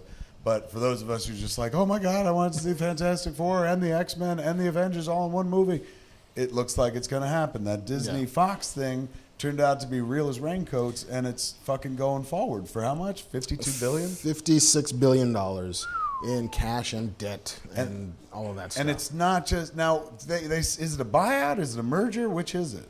I think it's an assimilation. I think that Disney is taking Fox assets, but they won't. It won't be Disney in conjunction with 20th Century Fox. Disney's just going to own that shit whole. I think so. Yeah, and so I think that the scuttlebutt I've heard is that they're just going to keep Fox in the same way that they used to keep Miramax or Touchstone. Fox will be just an imprint. Ultimately. Do you think so? I think so, because they're also keeping the lot. They're not selling the Fox lot. I thought Fox is keeping the Fox lot. It comes with a Disney deal. Fox will lease it from Disney, but Disney's going to be the owner of it. So they'll remain. So just like Marvel Studio exists, Pixar exists. At one point, Miramax was part of Disney as well. Hollywood Pictures, Touchstone. Fox 20th Century Fox will be a division of... I think so. So The Simpsons were right. There's that episode of The Simpsons where they show the Fox front gate and it says 20th Century Fox, a division of Walt Disney. Yeah, and there's also the world in which all of the Star Wars movies can have the Fox fanfare in front of it because now they own Fox. So there doesn't have to be a Disney castle. There can be the 20th Century Fox. To be fair, I didn't have a Disney castle at the beginning of Last Jedi. It went just from go straight to Lucasfilm. Right? Lucasfilm, yeah. But- Do you think that's conscious? They're like, we don't want to piss the fans off. I think so. But now you can have the fucking fanfare back. Oh, wow. And that's something, it's weird. It's like, now you get red M&Ms again, and you're like, holy shit, thank Christ, as if it mattered. But it's nice to have something familiar back. Yeah. When is that? Now, they've said that, like, they were making plans for this in the Marvel movies already. It's not like they're like, holy shit, this just happened. Now what do we do? Like Kevin Feige apparently was factoring this into future plans for Marvel's phases. Right. I'm sure they told him. And they're And like, hey, well by in the way, advance, yeah. we're You're working gonna a have thing. a lot more characters to play with. Yeah. How quickly do you think they could do that? Do you think we see any X-Men or Fantastic Four characters in Infinity Wars? I think they're still in production. Yeah. You could, whether or not they wanted to bend that far backwards. But if this is the end of Phase 4, right, then Phase 5 can absolutely be about the integration of the rest of that shit. If you And wanted think about it. If you were going to lose a Tony Stark or a Steve Rogers in Infinity Wars, they can now be like, yes, like they're gone. But guess what? Reed Richards is here, motherfucker. Professor X, yo. Yes. But Professor X, is there as much excitement? Because they're like, we've seen Professor X over and over again. And if they do it, is it the Professor X of the current X-Men universe? Or does Kevin Feige get to cast his own Professor X? Like, do I have to be scared one day? It's like, Professor X is played by Bruce Willis? Fuck this. Or will it be, his name? The crown jewel of the entire X universe is Logan, and you have to recast Logan. So Do they? Because he said, he went on the record at one point, and he and said, like, if they fucking ever cross over the X-Men and the Avengers, I'll come back and play Wolverine. Hugh Jackman, I think he said it. But he'll be 63 years old by the time that happens, and It don't matter. In that fucking movie Logan, they showed him at like 25 again, like when they did the young version of him. Yeah. So you could always CG him up. I think so. But I think you recast. I think you soup to nuts it. You're like, you know what? In this universe, in this world, we need You to do plan what for they the did with future. Spider-Man. Yeah, plan for the future, not the past. So do you think this next X-Men movie is the last go-round of that version of the characters? I think so. That iteration? So Yeah. from there forward, if they enter the Disney movies or the Marvel Studios movies, it's completely different Magneto, completely different. I mean, the only reason to keep that is Jennifer Lawrence. Right. Like if Logan is the crown prince, then she's the crown princess, and you don't want to get rid of her. But still, why not start with a clean slate? You can get any actress at this point to play any one of those roles, any actor at this point to play in that fucking and get paid that way. Shit, yeah. It's not just those characters that Disney now has. It's The Simpsons. It's X-Files, The X-Files. it's Avatar, It's Planet of the Apes. Planet of the Apes. If Disney really wants to, within the next 10 years, they could be like, mega crossover with your entire fucking childhood. They own it all. It's all theirs. They do. Man. Do you think the government will okay it? It has to be okayed, right? It has to be okayed. It's got to go through regulation and antitrust proceedings and all of that shit. Let me put it this way. Do you think this government will okay it? I Or do you think- think somebody will be like, that sounds like someone's having too good a time. Fucking shut it down. No more fun. Yeah. It's a no fun zone. I don't want to see the fucking X-Men crossover with the Avengers. Fuck that. Say no to that deal. Yeah. But then there was also this figure that came out that in the merger, whatever takeover, between 5,000 and 10,000 jobs will end up being eliminated, which is a lot of sure. jobs. Yeah, For sure. fuck. For sure. Because once you buy two companies like that, there's a bunch of overlap that you don't need. You don't need two distribution arms. You don't need two PR arms. You need the physical production, you need development, but there's a bunch of shit you just don't need two versions of. And there's going to be a lot of people like looking for work, and now there's one less studio to find it at. Oof. Yeah, we talked about that before. That's the sad truth of the deal, man. Yeah. But it's happening. It is happening, which is something that you never could have imagined. That cures all the ails, right? Like they're obviously dealing well with Sony vis-a-vis Spider-Man. Mm-hmm. The only Marvel characters that were elsewhere are pretty much the Fox stuff with the X-Men, the mutants. The only one that is still the Hulk is at Universal, And I think But they can include Hulk. They can include Hulk, but But they he can't can do a never Hulk. have his own movie. He can't do a Hulk solo movie. And I think Namor is at Universal also. Oh, is that right? He didn't come with it? I don't think he came with the X-Men or Fantastic Four for that matter. So Really? Because he predates he predates Fantastic Four. yeah. Fuck. So I think those are the two last holdouts. Wow. Do you think they'll go after that as well? Which is we're buying everything to complete the set. Yeah. At the end of the day, fucking Disney's just a bunch of nerds going, I got a bag and board every one and shit, and they got them all. That's awesome. I can identify with that. Meanwhile, Warner Bros. Is like, we did it years ago, fuckers. They got all their characters under one fucking umbrella. We just don't know what to do with them. We got them all here. We just broke them all. All right, man. So that's all the news that fit to print? That's all the news fit to print, my Done friend. and done. That's the end of that part of the show, ladies and gentlemen. The next part of the show is, I think, one of my favorite parts of the show, Q&A. We open it up to you guys in the audience, and we find out what you guys want to know. And we give out fucking cool-ass prizes for it, man. Once again, I can't blow these people enough. You ever see a movie in 40X, ladies and gentlemen? Good folks at 40X have given us tickets to give away. If you've never seen a movie in 40X, here's what happens. If it's snowing in the movie, it's snowing in the theater.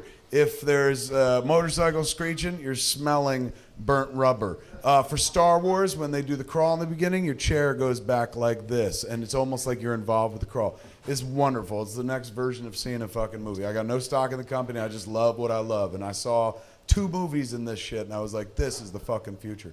So they give us tickets to give away and stuff. If you haven't seen The Last Jedi yet, or even if you have, this would be the way to see it, 40X. So we've got 10 tickets, which means 5 pair. We also have, can you separate those? Yeah. Tickets from our good friends across the way at Ripley's, believe it or not, man, the museum. Goddamn Hollywood staple. Are these broken up into 2 a pair, 2 per envelope? Yes. Beautiful, thank you. So the idea is we're going to give you, if you ask a cool enough question, the tickets and tickets. You get to go see a 40X movie. We give you 2 because we don't assume that you'll be like, 1 please, like you want to be with somebody and shit like that. And if a person's like, I get nauseous watching movies in 40X, you could be like, well, let's go to Ripley's then. All right, here we go, man. Who's working the microphone? What's your name? Cosmo. Everyone give it up for Cosmo, man.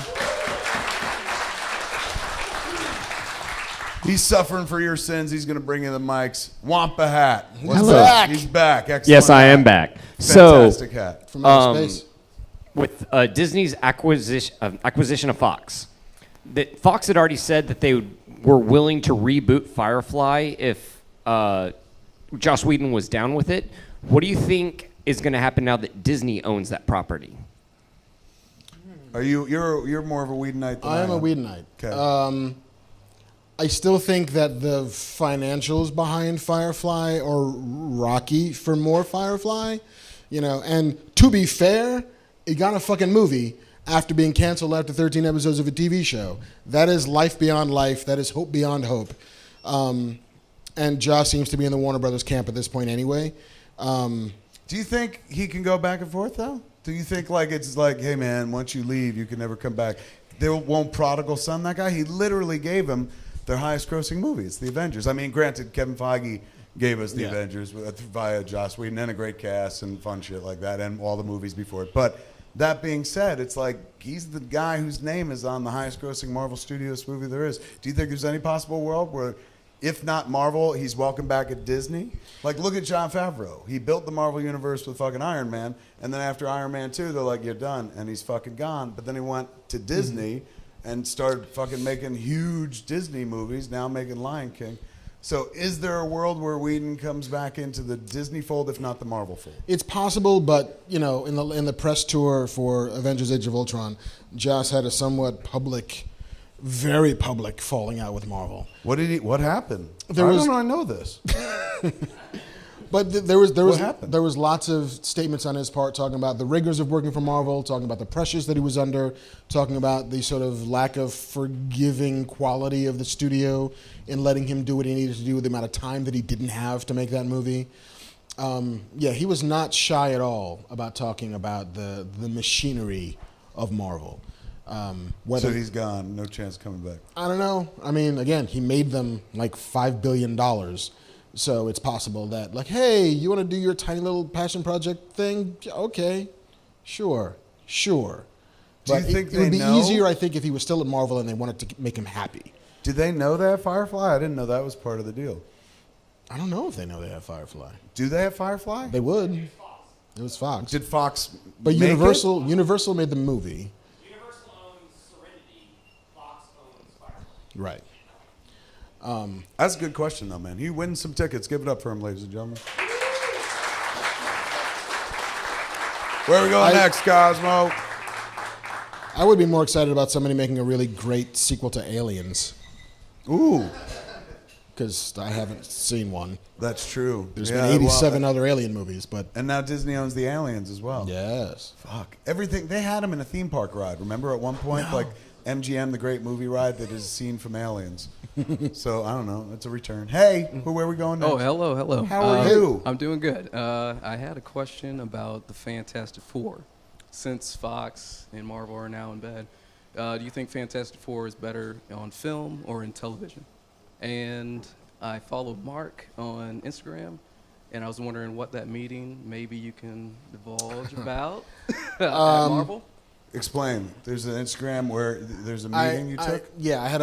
Last week was the week of awesome hell for me, where not only did I catch a cold, but I had like 3 or 4 really huge meetings, one of which was in Marvel TV. I'm going to fucking bury that microphone in your mouth. Get it right here, man. Do you promise? I'm going to take it out right fucking here. This is you, the whole show. You're like, it's like it's a vibrator, and you're like, I'm bringing it down. Here we go.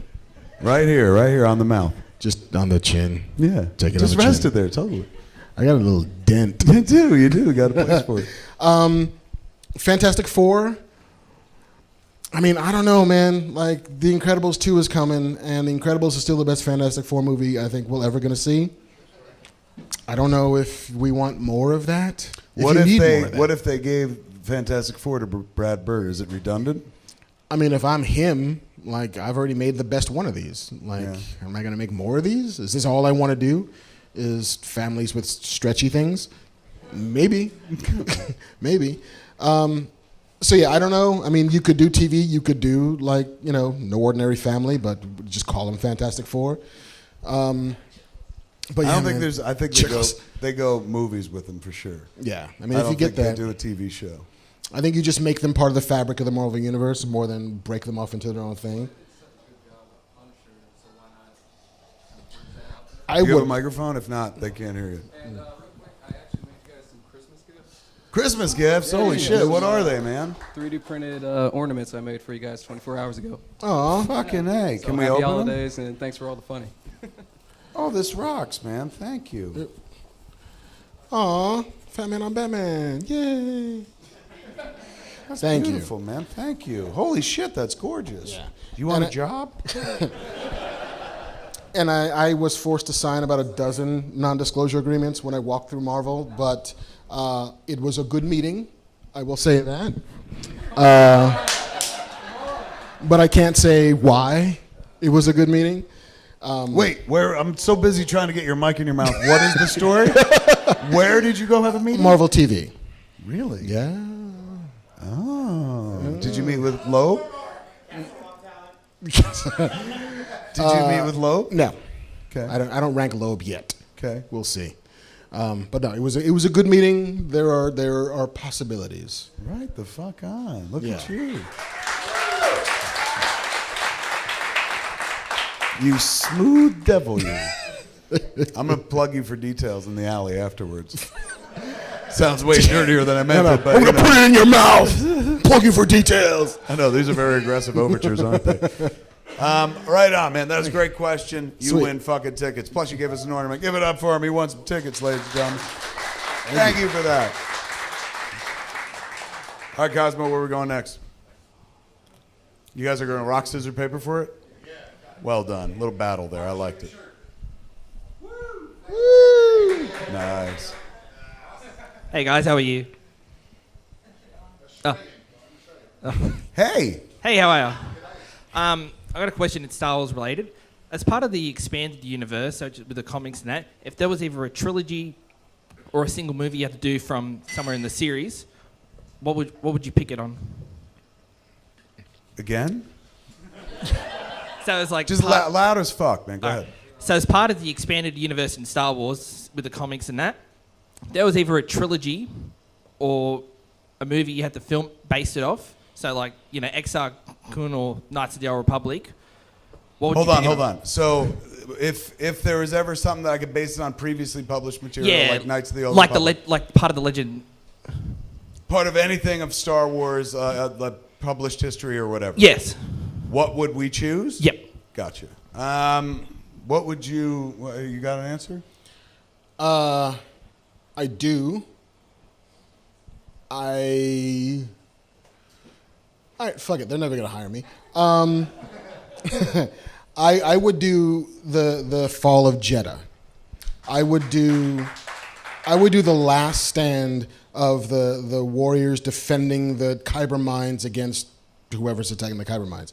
But the idea of people who believe in the Force desperately but don't have access to it, who are willing to lay their lives on the line to protect it, I think there's something incredibly noble about that. I think that's a Bridge on the River Kwai kind of movie. That is we're trying a thing, we're going to lose in the process, but we believe enough in this thing to sacrifice ourselves for it. Like, I think there's a great story to be told there that they hinted at ever so gently in Rogue One.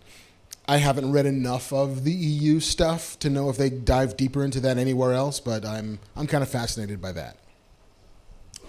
When I was a kid, they started the extended universe with a book called Splinter of the Mind's Eye. That was what came out in published form between Star Wars and Empire Strikes Back. And we were all young and stupid, and there was no internet to tell us otherwise. And so we all assumed that's the fucking sequel to Star Wars, man. It's going to be like this. And on the cover, it had Luke and Leia and fucking Vader in the background and shit. I always remember that fondly, but I remember trying to read that book and being like, this is inscrutable. Like, I don't understand what's going on. I need this movie to be shown to me. I don't want to read The Adventures of Luke Skywalker. So I can't say that I ever went deep on extended universe enough to be like, ooh, we should do this. But is there an incarnation that I've seen where I'm like, that'd be kind of badass to do? I mean, look, I think what they're doing with the cartoons now with like Rebels is pretty amazing. And if you brought those characters into the universe, that counts as an adaptation. And who's that guy? Dave Filoni? Mm-hmm. Jesus, man, that dude knows more about fucking Star Wars, honestly, at this point than probably George Lucas. And he's a dude that sat me down where I was like, fucking prequels, man. He goes, here's where you're wrong. And gave me an eloquent fucking defense of even midi-chlorians where I was like, you sold me, man. If this dude was like, now eat my dick, I would have been like, done. Because you're the smartest man I ever met and stuff. So that guy, I even told him when I interviewed him, I was like, you should be doing one of the fucking live action movies and stuff. And he was like, look, that'd be fun, but like here, I get to do what I want. I get to tell this ever ongoing story, which they're wrapping up now, I guess. Mm-hmm. And it fits into the Star Wars universe. And he was a guy that he still is a guy that turns to George Lucas to be like, what about this? What about? He still gets pointers from the guy who created all this. Never forget, there was somebody else who started all this, and a guy with a bunch of ideas, enough where he's like, I'm going to make 9 movies one day, you know, and didn't do all 9, but they're going to make fucking 96 movies when all is said and done out of a simple idea that he built, a world that he created out of the notion of like, oh, the hero, you know, this is how a hero is discovered in Campbellian fucking literature and stuff, lore. So yeah, that's what I would go for. Let those cats take it into live action. What's her name? The character, the Jedi who is friends with Anakin and Ahsoka. Yes, Ahsoka Tano. To see Ahsoka would be pretty dope and stuff. There was a moment where in the prequels it looked like they had an Ahsoka-like character, but it wasn't full Ahsoka. So that's what I'd go with. Well done, man. You get the fucking tickets. Give it up for him, ladies and gentlemen. Meanwhile, where are we going next, Cos? Over here. Right here. Hey. Hey, Kev. Following on your earlier thing that JJ, fuck JJ. That was what I saw. No. In the movie. I mean, that I walked out of the theater thinking the same thing. My God, he is fucked. In the future, I was thinking about past JJ. Well, but episode 3. Yes. They come to you. They say, "How do you start it?" This one, the next one. I'm sorry, episode 9. Oh, man, you're asking the wrong guy. I'm like, all right, how do we start it? With a lot of words in space. Yeah. They're like, you got the job, motherfucker. I'm like, yeah, now what? Princess Leia died in her sleep. It's like, how do you, that is honestly, it's a big problem. How do you solve that, man? Like, and they've already gone on record saying we're not going to digitally recreate her, we're not going to use footage and trick the audience. So yeah, that's a tough hand to play right there. I don't know. I'm not creative enough. See, that's why you never see me going like, they should let me make one of these. I could never fucking do it. Like, all these ideas are wonderful and out of the realm of possibility for even my imagination. I sat there watching Last Jedi. I go, I would have never thought of that. I would have never thought of that. Like, those are cool things. I like being able to be a fan. But how would this fan start the fucking next one, which is supposed to be the last one, but let's be honest, is the one before they do 20 others. And you've got to solve the Leia problem. And Luke is not an option anymore. Bring back Akbar.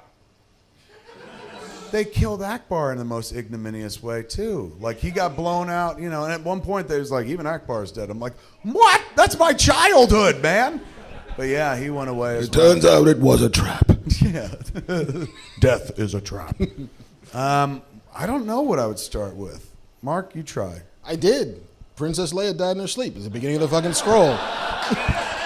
Surrounded by loved ones and friends. Yeah, fuck. See, I'm not creative enough. I don't got it. My fucking go-to answer is, I don't know, Boba Fett. That'd make me happy, I guess. They're like, what does this have to do with anything? I'm like, nothing, man, but look at him. It's beautiful. Oh, my God. He ain't in some Sarlacc pit. He's alive, bitch. That's who fucking what's-his-fuck could have been, man. Snoke. Imagine that if they were like, he's like, I crawled out of the fucking Sarlacc pit. And you're like, holy shit, it's been Boba Fett all this time. Doesn't matter. What's that? Yeah, he did die in a Boba Fett fashion. Just Boba Fett crawled through 8 miles of shit till he got out of Shawshank prison. He's the Andy Dufresne of that universe. All right. Well, wait, did we answer a question? We're going to another one? No, we were here. Yeah. And we answered it. You win tickets. Well done. Give it up for him, ladies and gentlemen. Cosmo, who you got? Find me a lady. That's all right. Here we go. Yeah, we got one set. He's not a lady. I'm not a lady, but... Ooh, back in the corner. Gotcha. Tickets, all right, folks. here we go. We got tickets. So now that the year is almost over and we're almost in 2018, what TV shows or movies are you looking forward to the most coming up in 2018? What am I looking forward to, TV, movie-wise? Okay, so Last Jedi, have it. That's a great ticket. She gets tickets. Pass these back, please. Give it up for her, ladies and gentlemen. What? I mean, yeah, that's the notion, I guess, is what am I looking forward to seeing in movies or TV? But honestly, it's like, what is keeping me alive, you mean? Like, what's giving me hope going, I just have to live to that. Next up, of course, is Black Panther.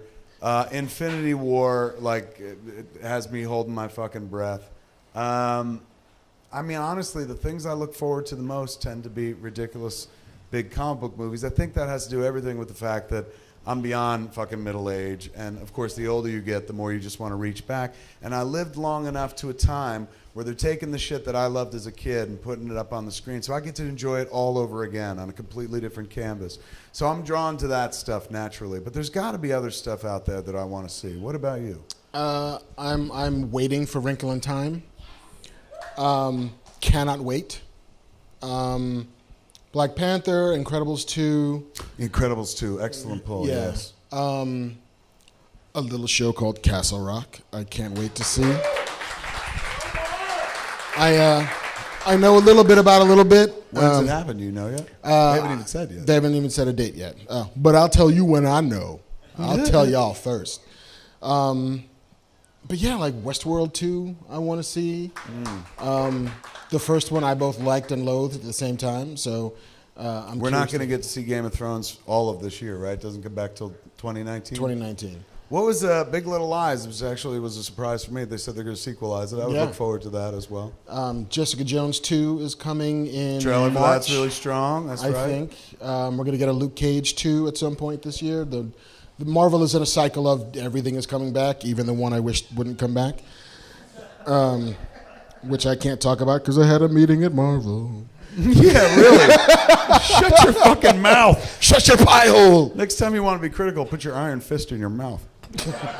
Next to the microphone. There you go. What else? Anything? I don't know, man. I'm a little shy on movies deep in the year that don't have a Marvel logo in front of them. I know. Oh my God, isn't that weird? Now I'm living from Marvel movie to Marvel movie, and now we can add Star Wars movie to Star Wars movie. Yeah, I want to see Solo. I want to see how that experiment in hand-waving editorial comes out. Did you see the trailer for Robert Rodriguez's new movie? Oh yeah, Alita: Battle Angel. Yes. Yeah. Thoughts? It's weird, man. Like the weird aspect is that they gave her anime eyes. The weird ass giant eyes, like, but is also not Japanese, but has the Japanese eyes. Like, that's a weird decision to make. I love Rodriguez. I love James Cameron. It's him and James Cameron. Yeah, like I have no issue. I have no question that it's going to be beautiful to look at and the action will be amazing. But it's always that weird, like, guys, one or the other, pick one. But you can't have it every way you want it. Let's flip the question back. What do you want to see? What are we not thinking of? Ready Player One. Excellent fucking poll. I do really look forward to that. The last trailer they put out was magical. Absolutely magical. I mean, you know, we know the book, so we know what to expect, but he's taken it in a direction where I remember reading that being like, yeah, you can't fucking, this is on the page. You can't do this in a movie. And he literally is fucking brought it to life. Who else has the juice to be like, I'm going to fucking put the Iron Giant and the fucking DeLorean in the same movie and shit? Except Spielberg. I'm telling you, that dude's coming back in a big bad way. Not like he ever went anywhere, but he's coming back to the fucking, he's like, I laid the track of this fucking thing, man. Like, you think Marvel movies are special? The Ready Player dick. Like, look at it, it's all huge. I can't wait to watch that. Do you think they ever make Indy 5? Do you think Spielberg and Harrison Ford ever get back on that pony? That aged pony? If they do, it's just because he's like, I just don't want the last one to be the one that people didn't like. Like, if they do, it's just like, maybe we could correct for Crystal Skull, and that's it. They obviously, neither of them have anything to fucking prove. That, or if Harrison Ford was like, I just want $100 more million. You know, then they're like, we're doing it, Indy 5 is alive. But it could be. I could see that happening. I mean, I don't want it, man. Like, because my Indiana Jones is not 78 years old, which is how old Harrison Ford will be if they started production like tomorrow. Wow. Like, that's a dude who can't run and jump anymore, really. I mean, and Indiana Jones needs to run and jump. He needs to hang under trucks. He needs to fucking ride horses and not worry about breaking a hip. He's actually now older than his dad was in Last Crusade. He's older than his dad's dad was in Last Crusade. Who's gonna save you, Junior? Not anymore, man. All right. Do you have any suggestions that we're not thinking, or no? You blanking as well? No, I'm looking forward to Wrinkle in Time. Wrinkle in Jessica Time. Jones too. I think are the two. Maze Runner? Is that what you said from the back? Yeah, Maze Runner. They finished that movie while they were making Cure, it. right? What was what's his name from Dylan O'Brien? Dylan O'Brien got hurt when they were making it, and for a long time they were like, they're never gonna finish that fucking movie. It's impossible. And I saw a trailer for it. I'm like, oh shit! They went back and finished it, including the scene where I think he had the accident. They show him jumping from the train to the vehicle or vice versa, and I think that's where he got hurt. But they finished that fucking movie. Are you a fan of those flicks or the books? You are. Don't be ashamed. That's fine. It's nice to hear some Maze Runner love in the room, man. This genre, it counts. I want to see, I think it's Red Sparrow. Is that it? Oh, the Black Widow movie? Basically, yeah, the Black Widow With movie Jennifer that Lawrence? Marvel never wanted to make. It's like, fuck it, we'll do it. Yeah, really. We got this. Is that this year for sure? Yeah. I'm definitely in the bag for Solo, for sure. Here's my thought about Solo, though. Hold that thought, and we'll jump to that. Here's my thought about Solo. So what we know about Solo was, you know, the give and take that we got was, this fucking movie's too funny. Fire those fucking dudes and get the unfunny Ron Howard quick. And then they, you know, repaired the funny movie. I sat down to watch The Last Jedi, and the opening fucking scene is a bit. It's shtick, where he's just like, I'm holding for Hux, please. Right. Because there's There's operator phone etiquette in the distant past. And I'm not bitching, but there was a lot of humor in that movie. So if that was okay to keep the Star Wars brand on and nobody got fired, like what were they doing pie in the face jokes in that fucking Han Solo movie? How do you get fired? Because there were plenty of jokes in that flick. And I liked it. I wasn't like, this feels wrong. I was like, that's righteous. I think Star Wars is about dad jokes. And if anybody is a fucking dad jokiest of dad jokers, it's Ron fucking Howard. Right. That's true. Like, we don't want your young, edgy, hip humor. We want, like, Opie humor. Give us that shit you gave us with Parenthood. Right on. All right, wait, what were you saying? Which one? Pacific Rim.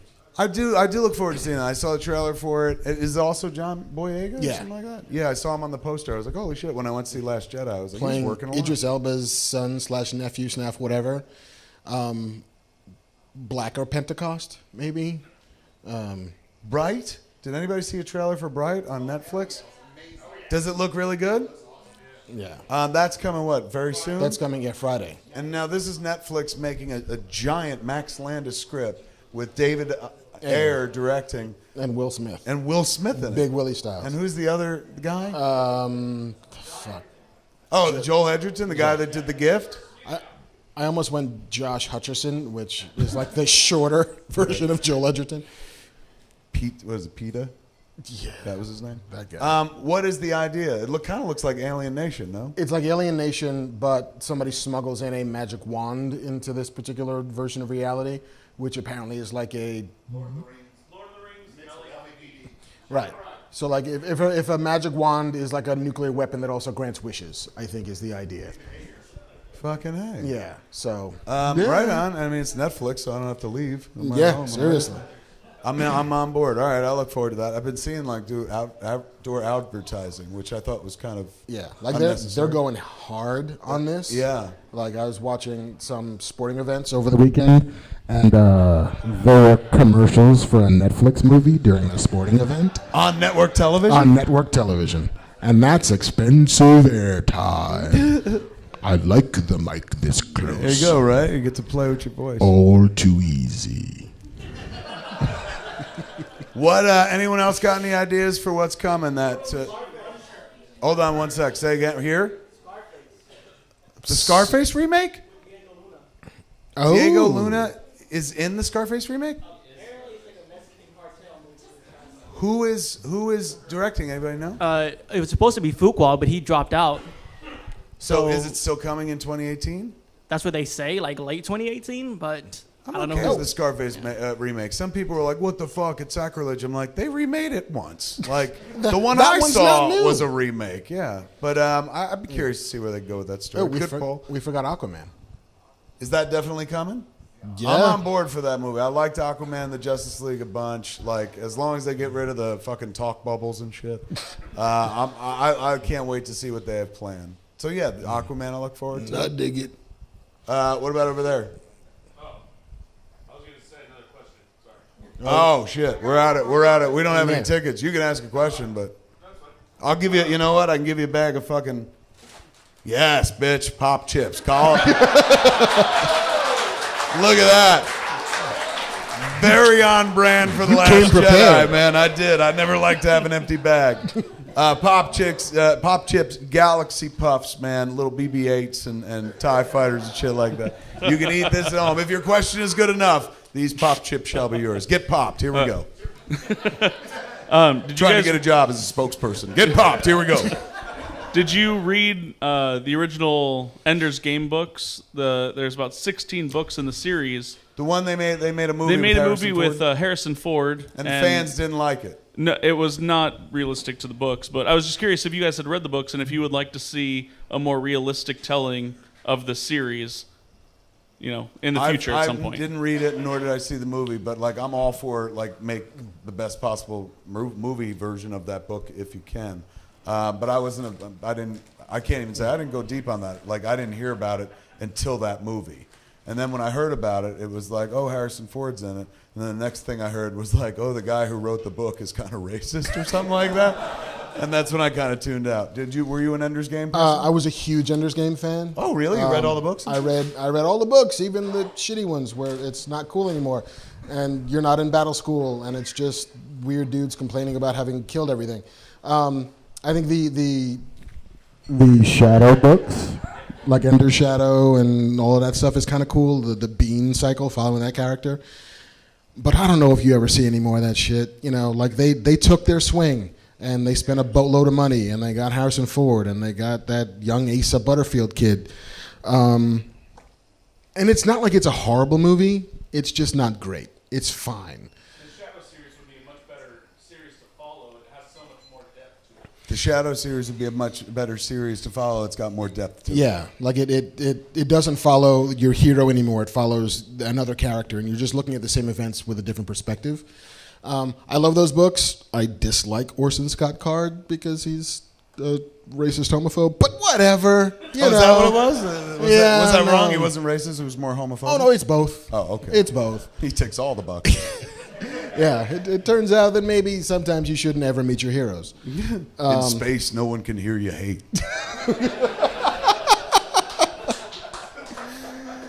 Yeah, the enemy's gate is down. All right, man. We still got. Well, now we got pop chips. Anyone else want to ask a question for a bag of chips? Right That's over a hungry here. dude. What you got? You guys at the table want to share pop chips? Go ahead. Hold on, we got one over here. Hold on. All right, Grab right Cosmo's over here. got the mic. over here real quick. Da. Ooh, Wait, somebody I want wanted that bag. This bag of pop chips could be yours. Yeah, Once the it's gonna be microphone hers. Comes this way. Oh, we're going your way. Hi, Fuck yeah. you. This I bag know. of pop chips. You'll be next. Well, just Here, to- look. There's a small bag. Consolation prize. Woo! This massive Well- bag of pop chips could absolutely be yours. Ask your question. Just to follow up on that question, and we brought this up with Ready Player One. I just saw Disaster Artist. You saw Disaster Artist. Yeah, so which I hear is absolutely wonderful. Yeah, so I was wondering, are there any books out there that you would like to see turned into a film or a TV show? Disaster Artist is based on a book written by the guy who was the other guy in the movie, Yeah. the actor and shit. Oh, hello, Mark. The guy who played Mark, right? Yeah. Oh, hi, yeah. Mark. Okay. Is there a book out there that I would like to see turned into a movie?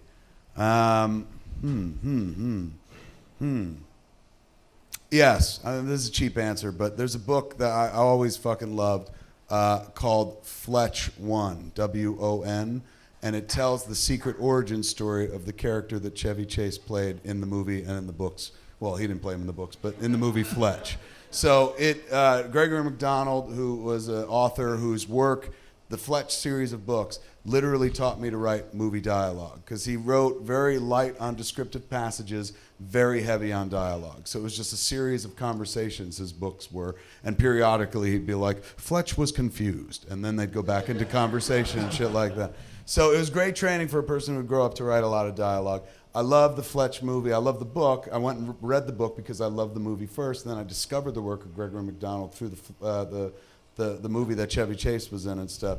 I even liked, Fletch Lives, which was a kind of poorer sequel, but still I liked his performance of the character. But those books were my heart. I loved those fucking characters, the world of Fletch, and I loved the Fletch that was in the books even more so than the one they did in the movies. So when they released, like Gregory McDonald did a bunch of them, and at the end of the series of books, like Fletch stopped working at the newspaper, he became a multi-millionaire, he dealt in the world of art and shit like that, and he was far removed from what he began as. But Gregory McDonald was like, oh shit, I'll go tell an origin story, and he wrote a book called Fletch One, which is meant to be like Fletch One, but it's W-O-N, it's the title because he wins at the end, spoilers. And it tells the story of how he first got his job on the paper. So I always loved that book. I've read that book, 60 times over the course of my lifetime. I would love to see it in a movie. I tried at one point. I almost made it a movie. I wrote it as a script and stuff. I didn't really even write it. All I did was enter Gregory McDonald's book and then just break it up by pages and shit because all that dialogue was perfect. You wouldn't want to change it. I would choose Fletch One. Go. Okay, 2 books. One of them is a comic book because I feel I should be on brand. It's a book called Strike Force Moratorium. Holy shit! Really? Yeah. It was Wow. part of the new universe that Marvel did, I want to say back in the late 80s, early 90s. Yes. But this book was about an alien invasion. Bad guys come to Earth. And the good guys, their solution to the problem of alien invaders was to genetically enhance a wave of teenagers by giving them sort of enhanced vision and strength and all of that stuff so they could take on the aliens. The price for that was their lifespan got shortened to 1,000 days. So it was a bunch of like really attractive, hot-headed pilots who are living with a death curse and who are living with the idea that their power comes with serious mortality. I think there's something really smart there. There's something really tragic, and there's a lot of pathos there. It was New Universe. It was right? New Universe. Wow. It was I think the best of the New Universe for me. Another book that I love, nonfiction, called The Black Count, and it is about Alexandre Dumas, the guy who wrote Three Musketeers, Count of Monte Cristo. His father was a general under Napoleon's army, was born on Haiti, where my father was born. He was biracial in the 70s at a time when, for a brief moment, there was total racial parity in France, where no man on French land can be a slave. And so this guy was born of an aristocrat and a slave, rose to become a general in Napoleon's army, was storming castles, was leading brigades, was the greatest soldier that France had ever seen for 10 years until Napoleon had him locked up and threw away the key. And the tragedy, and it's who the Count of Monte Cristo is based on. The dude's son, who idolized his father, fictionalized some of his accounts, but was absolutely telling the story about how his dad was locked away for tens of years because Napoleon hated him. Wow. And it's all true. It's all real. It's all insane. There's this sequence where Alexandre Père, which is French for father, has to climb a sheer ice cliff to surprise a bunch of Italian mercenaries. So he does it with 2 daggers in his arms, climbing up hundreds of feet. Imagine Idris Elba doing this, right? In fucking Napoleon, the fucking tricolor hat and everything, climbs on top, steals a horse, and kills 20 people by himself. And that's like the most boring thing in this book.